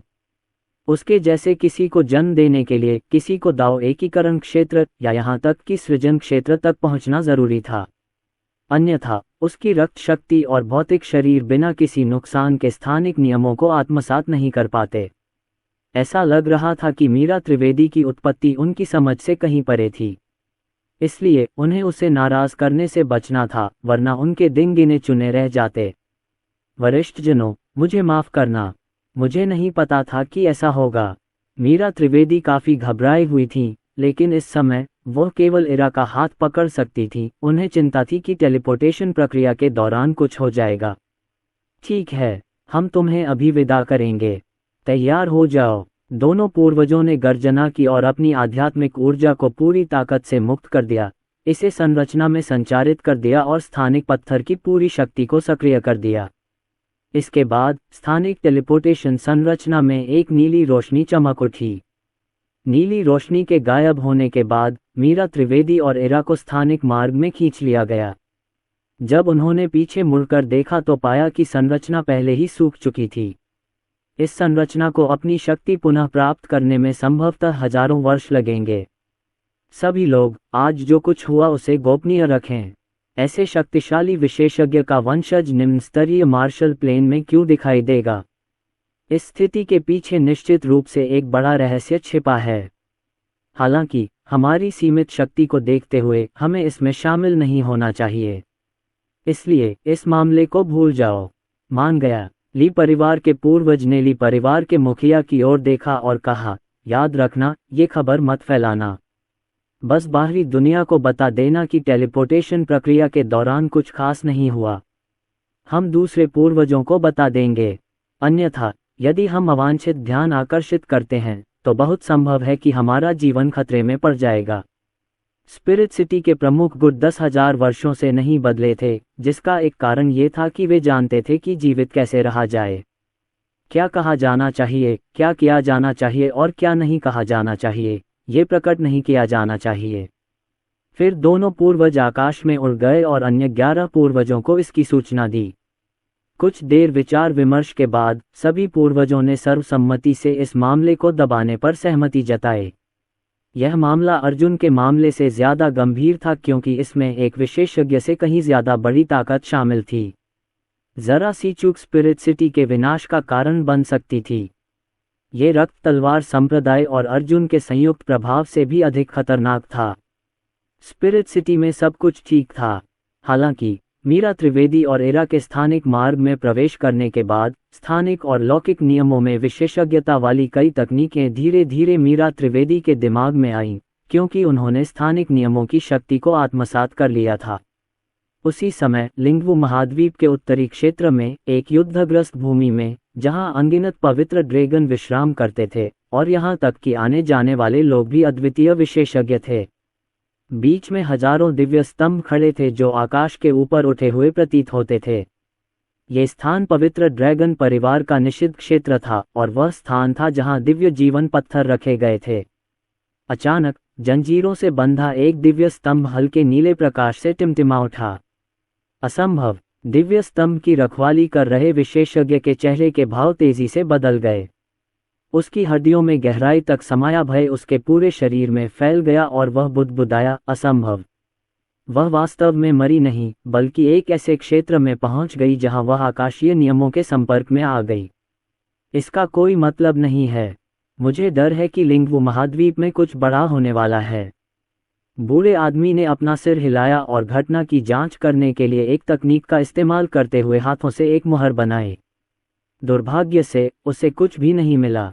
पवित्र ड्रैगन परिवार में दिव्य जीवन रत्नों के प्रभारी विशेषज्ञ के रूप में वह वृद्ध व्यक्ति मध्य स्तरीय सृष्टि क्षेत्र का विशेषज्ञ था। बाहरी दुनिया में उसे एक बहुत बड़ा व्यक्ति माना जाता था, लेकिन पवित्र ड्रैगन परिवार में वह केवल निषिद्ध क्षेत्र और मंडप की रक्षा करने के योग्य था। इस समय उसके मन में अनगिनत विचार आए। क्या ये हो सकता है कि लड़की मरी नहीं है? हालांकि दिव्य जीवन पत्थर बहुत उज्ज्वल रूप से चमकता हुआ प्रतीत नहीं होता है। शायद उसके शरीर को लंबे समय से पोषण नहीं मिला है, लेकिन निम्न स्तरीय मार्शल प्लेन में वह अचानक एक स्थानिक पत्थर के संपर्क में आए और उसकी शक्तियों को अवशोषित कर लिया। यदि ऐसा है तो ये समझ में आता है कि दिव्य जीवन पत्थर ने गलती से यह महसूस कर लिया होगा कि वह ऐसे क्षेत्र में आगे बढ़ गई है। अग्नि वस्त्रधारी वृद्ध व्यक्ति इस बात पर विचार करता रहा, बुदबुदाता रहा, लेकिन अंततः वह अनिश्चितता में सिर हिलाकर परिवार के मुखिया को सूचित करने के लिए अपना टोकन ही निकाल सका। पवित्र ड्रैगन परिवार दिव्य ड्रैगन परिवार के समान था। उनके पास स्वर्गीय संत के वंश के साथ साथ एक समृद्ध ड्रैगन वंश भी था। इसलिए प्रत्येक प्रत्यक्ष वंशज के पास एक दिव्य जीवन रत्न होता था, जिसे निषिद्ध क्षेत्र में रखा जाता था। दिव्य जीवन रत्न की आभा की शक्ति उनके साधना स्तर को दर्शाती थी। साथ ही पवित्र ड्रैगन परिवार का कोई भी सदस्य जो आदिकालीन अराजकता क्षेत्र में पहुंच गया हो और स्थानिक नियमों को समझ गया हो, वह दिव्य जीवन रत्न से नीली रोशनी उत्सर्जित कर सकता था। लौकिक नियमों को समझने से भी प्रतिक्रिया होगी, जैसा कि पंच तत्वों और सृष्टि के नियमों को समझने से होगा। साथ ही यदि वे मर जाएं, तो दिव्य जीवन पत्थर स्वतः ही टूट जाएगा। संक्षेप में, इसमें परिवार के सदस्यों के उत्थान और पतन का वर्णन किया गया है। दूसरे परिवार केवल उन आत्मा पट्टिकाओं का उपयोग करते थे जिनमें उनके कुल के सदस्यों की आत्मा शक्ति का अंश संग्रहित होता था। यदि उन कुल के सदस्यों की मृत्यु हो जाती तो उनकी आत्मा पट्टिकाएं फट जातीं। हालांकि पवित्र ड्रैगन परिवार के दिव्य जीवन पत्थर एक कदम आगे थे और उनके कार्य और भी अधिक थे। अग्नि वस्त्रधारी बुजुर्ग ने परिवार के मुखिया को इसकी जानकारी दी तो उसने अपना ध्यान पुनः पहले वाले दिव्य जीवन पत्थर पर केंद्रित किया। वह जानता था कि ये दिव्य जीवन पत्थर किसका है। यदि यह व्यक्ति वास्तव में नहीं मरा होता और अधिक शक्तिशाली बनने में सफल हो गया होता, तो इस व्यक्ति की पवित्र ड्रैगन परिवार में वापसी से रक्तपात और आंतरिक कलह का तूफान उत्पन्न हो जाता, जिससे संपूर्ण पवित्र ड्रैगन परिवार उथल पुथल में फंस जाता।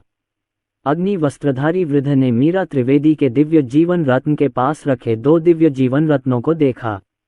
वे थोड़े क्षतिग्रस्त थे। उनमें से एक तो पूरी तरह टूटने के कगार पर था। किसी को पता नहीं था कि उनके मालिक जीवित हैं या मर गए। उस समय की वह लड़ाई बहुत दुखद थी। अगर वे वापस नहीं लौटे होते तो हालात आज जैसे नहीं होते और परिवार में इतना कलह नहीं होता। परिवार का मुखिया दानव लोक के दक्षिणी क्षेत्र में है। उसे वापस आने में 1 दिन लग जाएगा। ऐसे में क्या मुझे इसके बारे में महापुरुषों को सूचित करना चाहिए? वह बहुत उलझन में था और इधर उधर घूम रहा था। उसने कुछ आदिम अराजकता और दाओ एकीकरण क्षेत्र के रक्षकों को भी भगा दिया जो सवाल पूछने आए थे। उसने रक्त लाल आकाश की ओर देखा और धीरे धीरे 10 साल पहले घटी उस घटना का दृश्य याद आने लगा। उसने मन ही मन सोचा, अगर उनकी बेटी सचमुच वापस आ गई, तो अगर उसकी साधना का स्तर ऊंचा है, तो वह शायद बड़े बुजुर्गों का समर्थन जीत लेगी। लेकिन अगर ऐसा नहीं है, तो मुख्य शाखा के बड़े बुजुर्ग शायद इस मामले को यहीं खत्म नहीं होने देंगे। अगर ऐसा हुआ तो पहली शाखा और मुख्य शाखा में लड़ाई होगी और पूरा परिवार संघर्ष में उलझ जाएगा। अग्नि वस्त्रधारी बुजुर्ग को अच्छी तरह पता था कि मीरा त्रिवेदी के माता पिता कौन हैं। मीरा त्रिवेदी के पिता अतीत की युवा पीढ़ी के बेजोड़ विशेषज्ञ थे। वे एक अद्वितीय प्रतिभा थे जो अपने साथियों पर हावी रहते थे। हालांकि उस घटना के बाद वे अनंत सागर में गिर गए और किसी को पता नहीं चला कि वे जीवित हैं या मृत। यहाँ तक कि उनका आधा दिव्य जीवन शिला भी टूट गया था। जहाँ तक उनकी माँ का प्रश्न है, वह सौअमर महल की तीसरी राजकुमारी थी तथा एक अद्वितीय विशेषज्ञ भी थीं। अब तक बाहरी दुनिया को पता नहीं था कि वे लिंगवू महाद्वीप से गायब हो गए हैं। अगर ये दोनों अब वापस लौटते तो मुख्य शाखा और पहली शाखा के बीच पदों को लेकर लड़ाई के कारण परिवार में जरूर खून खराबा होता। अग्नि वस्त्रधारी वृद्ध अभी भी दुविधा में था। मीरा त्रिवेदी को स्वाभाविक रूप से अंदाजा नहीं था कि उनके आगमन का इतना बड़ा प्रभाव पड़ेगा। वह और इरा अभी भी अंतरिक्ष मार्ग से गुजर रही थीं। उसी समय प्राचीन आत्मा शहर में एक सफेद मीनार के अंदर बेईगोंग जियू बोरियत से एक छोटे से गोशावक के साथ खेल रही थी। उसने भी घंटी जैसी हंसी निकाली और मन ही मन बुदबुदाई, दिलचस्प है, कितना दिलचस्प नन्हा सा जीव है। ये सचमुच मेरी बाँह पकड़कर मुझे खाना खिलाना जानता है। बुरा नहीं है, ये काफी होशियार है। उसने धीरे से छोटे गोशावक को थपथपाया। इस समय छोटे गोशावक के दो पंजे बेईगोंग जियू के दूसरे हाथ पर टिके हुए थे। उसके दोनों पंजे ऐसे थे जैसे कोई बिल्ली अपने पंजे मसलते हुए बेईगोंग जियू के हाथ की मालिश कर रही हो। कुछ बार ऐसा करने के बाद उसने जल्दी से अपना सिर उठाया और उसकी ओर एक विनती भरी नजर डाली और खाने के लिए अमर फल मांगने लगा। खाने के बाद उसने फिर से मालिश दोहराई और फिर और खाने की मांग करने लगा। उसके प्यारे रूप ने बेईगोंग जियू को उस पर मोहित कर दिया। अचानक उसे कुछ महसूस हुआ और उसके चेहरे पर एक चंचल मुस्कान आ गई। दिलचस्प बड़ा आदमी यहाँ है। बेईगोंग जियू ने छोटे गोशावक को ऐसे पकड़ा हुआ था मानो वह किसी बिल्ली के बच्चे को पकड़े हुए हो। फिर उसकी नज़र अंकल झेंग, वांग क्यू और बाकी लोगों पर पड़ी जो अभी अभी वहां पहुंचे थे। आखिरकार उसकी नज़र अर्जुन पर पड़ी। वह हल्के से मुस्कुराए और बोली, 8वें स्तर के सर्वोच्च सम्राट क्षेत्र के साधक, फिर भी तुमने 5वें स्तर के दिव्य राजा क्षेत्र के विशेषज्ञ के साथ बराबरी का मुकाबला किया। तुम बुरे नहीं हो। सबसे महत्वपूर्ण बात यह है कि आपने निर्वाण दाव को समझ लिया है। आओ, इधर आओ। उसने हाथ हिलाया। ये सुनकर अर्जुन की भौहें तन गईं, लेकिन वह हिला तक नहीं। दूसरे पक्ष के आदेशात्मक लहजे से वह थोड़ा असहज हो गया। क्या तुम समझ नहीं रही हो कि मैं क्या कह रही हूँ? बेईगोंग जियू को उम्मीद नहीं थी कि अर्जुन उसकी बातों को अनसुना कर देगा। अर्जुन ने अपने हाथ पीछे करके स्पष्ट रूप से कहा, कोई भी मुझे आदेश नहीं दे सकता, आप भी नहीं। जैसे ही उसने ये कहा, न केवल बेईगोंग जियू स्तब्ध रह गया, बल्कि वांग क्यूई और अंकल झेंग को भी पसीना आने लगा। ये बेईगोंग जियू था, क्या अरुण पागल था? वे अभी अभी मिले थे, फिर भी वे पहले से ही एक दूसरे से असहमत थे। मिस, अभी अभी कुछ हुआ है। वांग क्यू को डर था कि बेईगोंग जियू उन पर अपना गुस्सा निकालेगी, इसलिए उसने जल्दी से बीच में कहा, वांग क्यू, मुझे बताओ, क्या म्यू फैंग ने तुम्हारे लिए चीजें मुश्किल बना दी हैं? बेईगोंग जियू सफेद जेड स्टूल पर बैठ गई और छोटे गोशावक को नीचे रख दिया। वांग क्यू की रिपोर्ट सुनते हुए उसने अर्जुन को नाप जोख लिया। वांग क्वी ने अपनी लार नीली और सब कुछ साफ साफ बताया। अगर अंकल झेंग न होते तो हम खतरे में पड़ जाते। म्यू फैंग बहुत आगे निकल गया है। आप इसके लिए अरुण को दोष नहीं दे सकते। ठीक है, हो सकता है कि कुछ हद तक उसकी भी गलती हो। अर्जुन ने जब सारी घटनाएं दोहराईं तो उसकी भौहें तन गईं। हालांकि शुरू में मामला कोई बड़ी बात नहीं थी, लेकिन म्यू फैंग द्वारा उसके दोस्तों और परिवार को जान से मारने की धमकी के बाद वह चुप नहीं बैठ सकता था। कल वह म्यू फैंग को जरूर मार डालेगा। वह किसी भी चीज या किसी भी व्यक्ति को उन लोगों के लिए खतरा नहीं बनने देगा जिनकी वह परवाह करता है। अर्जुन को इस बात का डर नहीं था कि लोग उससे बदला लेने के लिए उसे ढूंढेंगे, लेकिन अगर वे उसके रिश्तेदारों को निशाना बनाएं तो बात अलग थी। भविष्य में जब कुनलुन पर्वत के निवासी लिंगवू महाद्वीप में प्रवेश करेंगे तो बहुत संभव था कि मू फैंग बदला लेने के लिए उन पर हमला करेगा। इसलिए मू फैंग को मरना पड़ा और जिंदाओ संप्रदाय का विनाश होना ही था। ऐसा नहीं था कि अर्जुन निर्दयी था, बल्कि अपने रिश्तेदारों के अस्तित्व और सुरक्षा को सुनिश्चित करने के लिए उसे निर्णायक कदम उठाना पड़ा। इसके अलावा साधना जगत का यही तरीका था। म्यू फैंग ने अपने दोस्तों और परिवार के लोगों पर जो इनाम घोषित किया था, वह अर्जुन को मौत की सजा सुनाने के लिए काफी था। खैर, जिंदाओ संप्रदाय के नष्ट होते ही इनाम लेने वाला कोई नहीं बचेगा और शिकार बंद हो जाएगा। ये सुनते ही बेगोंग जियू का चेहरा ठंडा पड़ गया। उसने दूर से अर्जुन को देखा और आगे पीछे टहलने लगी। काफी देर बाद आखिरकार उसने कहा, तुम्हें मुझमें जरा भी दिलचस्पी नहीं है। क्या आप जानते हैं कि म्यू फैंग के साथ आपके झगड़े ने अप्रत्यक्ष रूप से मेरी प्रतिष्ठा को धूमिल कर दिया है। बेगोंग जियू 2 कदम पीछे हटी और अपनी पतली बांह बढ़ाकर अर्जुन की ओर इशारा किया। चलो लड़ते हैं। हम हथियार नहीं चलाएंगे, हम सिर्फ अपने शरीर से लड़ेंगे। अगर हम हथियारों का इस्तेमाल करेंगे तो मुझे डर है कि दूसरे लोग कहेंगे कि मैं तुम्हें धमका रहा हूँ। आखिरकार आपके पास केवल 2 दिव्य राजा ग्रेड हथियार हैं, जबकि मेरे पास आदिम अराजकता ग्रेड हथियार हैं। मैं देखना चाहता हूं कि तुम कितने मजबूत हो। बेगोंग जियू क्रोधित थी, लेकिन वह देखना चाहती थी कि क्या अरुण में वास्तव में इतना घमंडी होने की योग्यता है। इसकी कोई ज़रूरत नहीं है। मुझे डर है कि अगर मैं हमला करूंगा तो तुम्हें चोट पहुंचा दूंगा। अगर मैं अपनी निर्वाण शक्ति का इस्तेमाल करूंगा तो तुम एक बूढ़ी औरत बन जाओगी, अर्जुन ने शांति से कहा। तुम्हारी हिम्मत कैसे हुई? अंकल झेंग ने आंखें खोली और अर्जुन को घूरने लगे। युवती ने तुम्हें हमला करने के लिए कहा है तो करो। मेरे होते हुए तुम्हें अपनी निर्वाण शक्ति से उसे नुकसान पहुंचने की चिंता करने की जरूरत नहीं है। ठीक है, ये तो पूरी तरह शारीरिक लड़ाई है। जैसे ही अर्जुन ने बोलना खत्म किया, बेगोंग जियू उस पर टूट पड़ी। उसकी बाहें सांपों जैसी थीं और उसकी मुट्ठियां अर्जुन के ऊपरी शरीर पर जोर से वार कर रही थीं। बैंग बैंग बैंग, कुछ स्पष्ट आवाजें सुनाई दीं। बेगोंग जियू की युद्ध तकनीक तेज और जबरदस्त थी। उसने अर्जुन के चारों ओर चक्कर लगाया। उसकी मुट्ठियां और पैर बार बार अर्जुन के शरीर पर वार कर रहे थे और उसकी सुरक्षा को तोड़ रहे थे।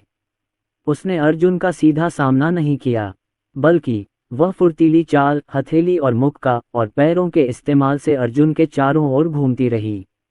उसने अर्जुन को धीरे धीरे पीछे धकेला, लेकिन कोई जोरदार वार नहीं किया, वरना अर्जुन कब का उड़ गया होता। बेगोंग जियू का बायां हाथ अचानक कांपा और एक हरे रंग की रोशनी की किरण निकली जो सीधे उसके सीने में लगी। वह स्तब्ध भाव से कुछ कदम पीछे हट गया। लड़ते हुए उसने सोचा, इस आदमी में कुछ गड़बड़ है। उनका शारीरिक शरीर बहुत मजबूत है, लेकिन उनकी नज़दीकी युद्ध तकनीकें नहीं हैं। यदि यह उसकी निकट युद्ध तकनीकों की सीमा थी, तो एक बार जब वह एक बड़े समूह का सामना करता था और अपने महान दाव, रक्त शक्ति या कलाकृतियों की शक्ति का उपयोग नहीं कर सकता था, तो ये बहुत संभव था कि उसे दबा दिया जाता और पीटा जाता। ये बात समझ में नहीं आई। उसने उसके और स्वर्गीय आत्मा नगर के नगर स्वामी के बीच हुए युद्ध का रिप्ले देखा था। उस दिन उसकी नज़दीकी युद्ध तकनीकें कहीं बेहतर थीं। यह आदमी जानबूझकर हार रहा था। अच्छा, तुम्हारी हिम्मत कैसे हुई मुझे नीची नज़र से देखने की? मैं तुम्हें सबक सिखाऊंगा। लिंगशी दिव्य पाम। बेगोंग जियू ने धीरे से चिल्लाकर अपना बायां हाथ आगे बढ़ाया। हवा के झोंके उसके चारों ओर चक्कर लगा रहे थे। उसकी हथेली से हरी रोशनी की दर्जनों किरणें निकलकर हथेली के निशानों में बदल गईं, जो एक के बाद एक विशाल हथौड़ों की तरह अर्जुन के शरीर पर बरस रही थीं। बैंग बैंग बैंग, अर्जुन कमरे के किनारे की ओर चला गया। तभी उसका शरीर अचानक झिलमिला उठा और उसके घाव ऐसे भर गए मानो कुछ हुआ ही न हो। उसके शरीर शोधन साधना स्तर को देखते हुए इस तरह की चोट चिंता का विषय नहीं थी। इसके तुरंत बाद लड़ाई फिर से शुरू हो गई, लेकिन ऐसा लग रहा था कि बेगोंग जियू अभी भी उसे दबा रहा था। वान क्वी उलझन में पड़ गया। ये सही नहीं है। अरुण सचमुच एक दिन और एक रात से भाग रहा है, लेकिन उसने अपने से ऊंचे साधना स्तर वाले कम से कम सैकड़ों विशेषज्ञों को मार डाला है। वह युवती से कैसे हार सकता है? क्या वह युवती बहुत मजबूत थी? वह 15 साल की थी और अर्ध दिव्य क्षेत्र के 9वें स्तर के शिखर पर पहुंच चुकी थी। हालांकि वह दिव्य राजा क्षेत्र के विशेषज्ञों जितनी शक्तिशाली नहीं थी। केवल उसी उम्र के अन्य लोगों जैसे म्यू फैंग से तुलना करने पर ही उसे वास्तव में काफी शक्तिशाली माना जा सकता था। आज वह युवती इतनी जोर से क्यों लड़ रही थी? ये लड़का जानबूझकर उस युवती से हार रहा है। अंकल झेंग मुस्कुराए और सिर हिलाया। ये शितियान के बेहतरीन दांव सिर्फ निर्वाण दांव तक सीमित नहीं हैं। मैंने उसे लुओ शुयुआन को मारने और बाकियों को गंभीर रूप से घायल करने के लिए 10 से ज़्यादा मार्शल तकनीकों का इस्तेमाल करते देखा है। ये शितियान, मुझे तुम्हारी जानबूझकर हार की ज़रूरत नहीं है। जब बेईगोंग जियू ने ये सुना तो उसने तुरंत बेरहमी से हमला कर दिया। हुश हुश हुश, अनगिनत रोशनियां चमक उठी और बेईगोंग जियू की हथेली में इकट्ठी हो गईं, जो फिर प्रकाश की एक बैंगनी तलवार में बदल गईं। टकराना। अर्जुन ने हमले को रोकने के लिए अपनी मुट्ठी का इस्तेमाल किया, लेकिन वह उछलकर इमारत से लगभग नीचे गिर गया। उसने पलटकर देखा तो उसकी हथेली से खून रिस रहा था। उसने बेईगोंग जियू की तरफ देखा और सिर हिलाया। अगर उसने अभी कार्रवाई नहीं की तो शायद उसे कल प्रतियोगिता में शामिल नहीं होने दिया जाएगा। अगले ही क्षण अर्जुन आगे बढ़ गया। जलता हुआ आकाश पाम, स्वर्गीय राक्षस मुट्ठी, अर्जुन ने चिल्लाकर कहा। उसके बाएं हाथ में ज्वालाएं और दाहिने हाथ में अंधकारमय ऊर्जा एकत्रित हो गई। वह अपनी युद्ध कला से उसे परास्त कर देगा। अर्जुन और बेईगोंग जियू के बीच युद्ध बिना किसी हथियार, वंश या उनके महान दाव की शक्ति के था। अब तक बेईगोंग जियू शारीरिक शक्ति और तकनीकों के मुकाबले में आगे था और अर्जुन को दबा रहा था। हालांकि वह अपनी शक्ति को रोके हुए था। अर्जुन की अपने से उच्च साधना स्तर वाले लोगों से लड़ने की क्षमता 3 बातों के कारण थी। पहला था उसकी अपनी युद्ध शक्ति। उसकी 7वें स्तर की अधिपति शरीर साधना 7वें या 8वें स्तर के अर्ध दिव्य क्षेत्र विशेषज्ञ के बराबर थी। उसकी आध्यात्मिक साधना बेईगोंग जियू की तुलना में कमजोर हो सकती थी, लेकिन उसका रक्तसार और ऊर्जा अर्ध दिव्य क्षेत्र के 8वें या 9वें स्तर तक पहुंच गई थी। दूसरा था 3 महान दाव जिन्हें उसने समझ लिया था। वध दाव का ध्यान हत्या पर केंद्रित था और विपरीत परिस्थितियों में उसकी युद्ध शक्ति और भी बढ़ गई थी। अमर तलवार दाव ने उसकी तलवार की मंशा और आध्यात्मिक ऊर्जा को अविनाशी बना दिया। भले ही उसका भौतिक शरीर नष्ट हो जाए, फिर भी वह एक निश्चित स्तर की युद्ध शक्ति बनाए रख सकता था। जब तक कोई व्यक्ति सृष्टि क्षेत्र में नहीं पहुंच जाता और लौकिक नियमों में निपुण नहीं हो जाता, तब तक उसका जीवनकाल सीमित होता है।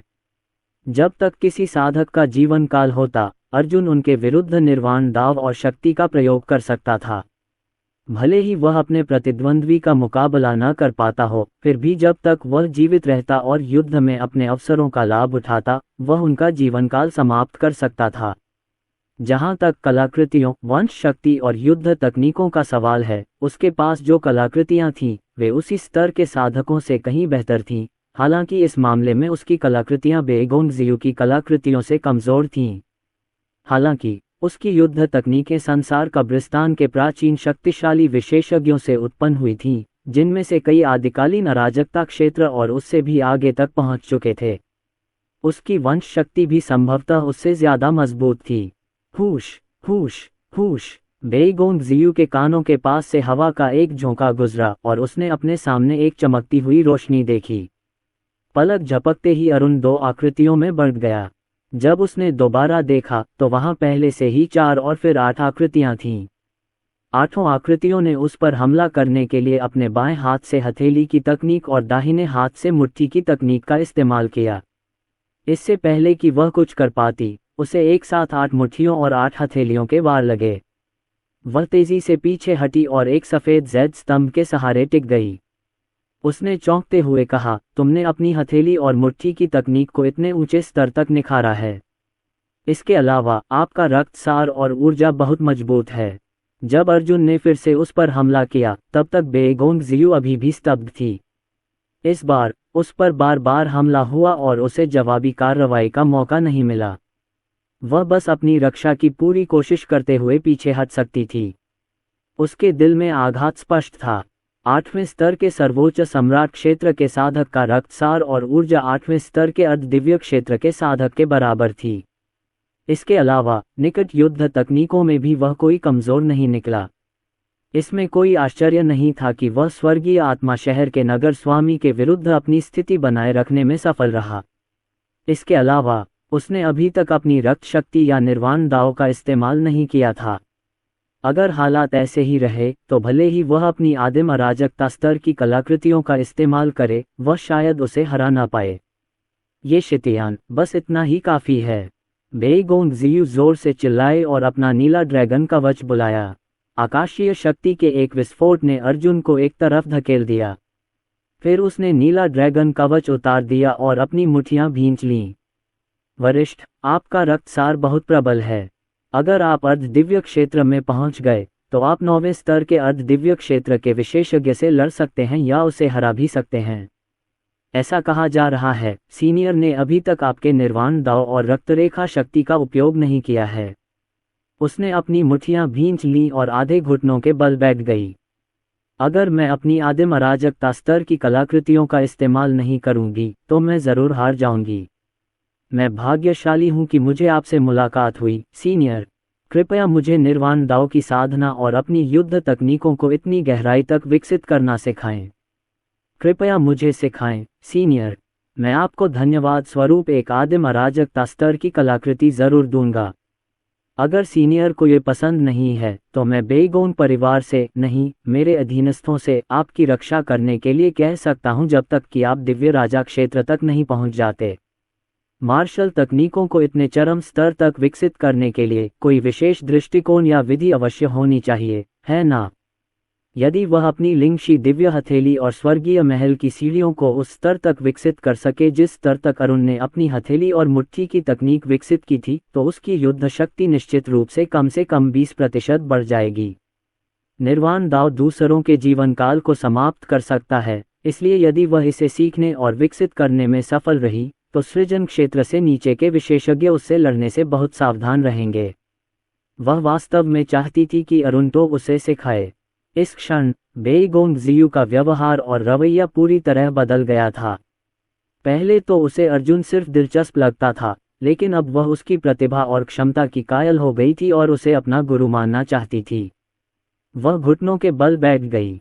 इससे ऐसा प्रतीत होता था कि वह एक बहुत ही समझदार व्यक्ति थी और खुद को बेहतर बनाने के लिए अपने अभिमान और प्रतिष्ठा को दरकिनार करने में जरा भी नहीं हिचकिचाती थी। इस मायने में वह कई अन्य साधकों से कहीं बेहतर थी। 7वीं मिस वांग क्यू और अंकल जेंग के चेहरे के भाव बदल गए। वे हैरानी से बेगोंग जियू को देखने लगे। वे जानते थे कि परिवार के मुखिया ने किस तरह के गुरुओं को अपने गुरु के रूप में नियुक्त किया है। वे सभी लिंगवू महाद्वीप में प्रसिद्ध हस्तियां थीं। यदि अरुण 1000 वर्ष तक भी खेती करे तो भी वह उन विशेषज्ञों की बराबरी नहीं कर सकेगा। हालांकि इस समय युवती वास्तव में एक सर्वोच्च सम्राट क्षेत्र साधक को अपना गुरु बनने के लिए कह रही थी। अगर यह खबर फैल गई तो पूरा लिंगवू महाद्वीप हिल जाएगा। फिर भी उसका ऐसा व्यवहार स्वाभाविक था, क्योंकि लिंगवू महाद्वीप में निर्वाण महादाव में पारंगत बहुत कम लोग थे और वह सचमुच इसे सीखना चाहती थी। इस लिहाज से अरुण निस्संदेह सर्वोत्तम विकल्प थे। मिस बेगोंग, आपको ऐसा करने की जरूरत नहीं है। अर्जुन ने भी अपने हमले वापस ले लिए। फिर उसने कहा, आपने मुझे दाव पर चर्चा करने और सलाह लेने के लिए आमंत्रित किया है। स्वाभाविक रूप से हम ये काम बराबरी से करेंगे। वह बेईगोंग जियू को उठाने के लिए आगे बढ़ा और बोला, तुम्हारी मार्शल तकनीकों में निपुणता बढ़ाने में मेरी मदद करना मेरे लिए असंभव नहीं है। जहां तक तुम्हें निर्वाण दाव सिखाने की बात है तो ये भी संभव है। हालांकि मुझे इस समय वास्तव में किसी आदिम अराजकता स्तर की कलाकृति की आवश्यकता नहीं है, बल्कि मुझे बड़ी संख्या में उच्च स्तर की दिव्यता गोलियां और उच्च स्तर की दाव अर्थ गोलियां चाहिए। अर्ध दिव्य क्षेत्र में आगे बढ़ने के बाद मैं इन गोलियों का सेवन करके अपने साधना स्तर को तेजी से बढ़ा सकता हूं। आदिकालीन अराजकता स्तर की कलाकृतियां वाकई दुर्लभ थीं, लेकिन वह खुद एक कलाकृति गढ़ने वाला विशेषज्ञ था, इसलिए वह इससे ज्यादा प्रभावित नहीं हुआ। इसके अलावा वह जानता था कि स्वर्ण बुद्ध संप्रदाय के खंडहरों में 1-2 आदिकालीन अराजकता स्तर की कलाकृतियां जरूर होंगी। हालांकि आध्यात्मिक शक्ति को पुनः प्राप्त करने और बढ़ाने में विशेषज्ञता रखने वाली उच्च श्रेणी की गोलियां बहुत दुर्लभ थीं। इन बड़े परिवारों और संप्रदायों के अलावा अधिकांश अन्य संप्रदायों में ये उपलब्ध नहीं थीं। जहां तक दाव अर्थ गोली का प्रश्न है, यह एक विशेष गोली थी जिसका उपयोग किसी के महान दाव को विकसित करने के लिए किया जाता था, जो दिव्य राजा के क्षेत्र तक पहुंचने के लिए एक आवश्यकता थी। अर्जुन इन गोलियों को परिष्कृत तो कर सकता था, लेकिन इनके लिए सामग्री खरीदना या ढूंढना मुश्किल था। कुछ आध्यात्मिक जड़ी बूटियां अमर पत्थरों से नहीं खरीदी जा सकती थीं, तथा उन्हें प्राप्त करने के लिए शक्ति या प्रतिष्ठा की आवश्यकता होती थी। जरूर गुरु को दिव्यता की गोलियां और दाव अर्थ की गोलियां चाहिए। चिंता मत करो, मैं आपका शिष्य होने के नाते उन्हें तुरंत आपके लिए जरूर लाऊंगा।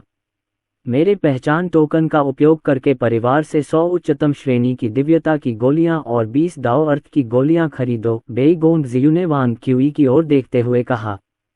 फिर उसने अर्जुन की तरफ सावधानी से देखा। उसका चेहरा थोड़ा लाल हो गया था जब उसने समझाया, गुरुजी, मेरी हैसियत कम नहीं है, लेकिन इन 2 गोलियों का एक निश्चित कोटा है, इसलिए फिलहाल मैं बस इतना ही ले सकती हूँ। कोई बात नहीं। अर्जुन इस बातचीत से बहुत खुश था, इसलिए उसने सिर हिलाया। मैं कल 100 संप्रदाय ब्रह्मांड प्रतियोगिता में भाग लेने जा रहा हूँ, इसलिए आज रात मैं तुम्हें निर्वाण ताओ की साधना विधि समझाऊंगा। शुक्रिया, गुरुजी। बेई गोंग जियू काफी उत्साहित थी। उसने वांग क्वी की ओर मुड़कर कहा, जल्दी करो और गुरुजी के लिए गोलियां ले आओ।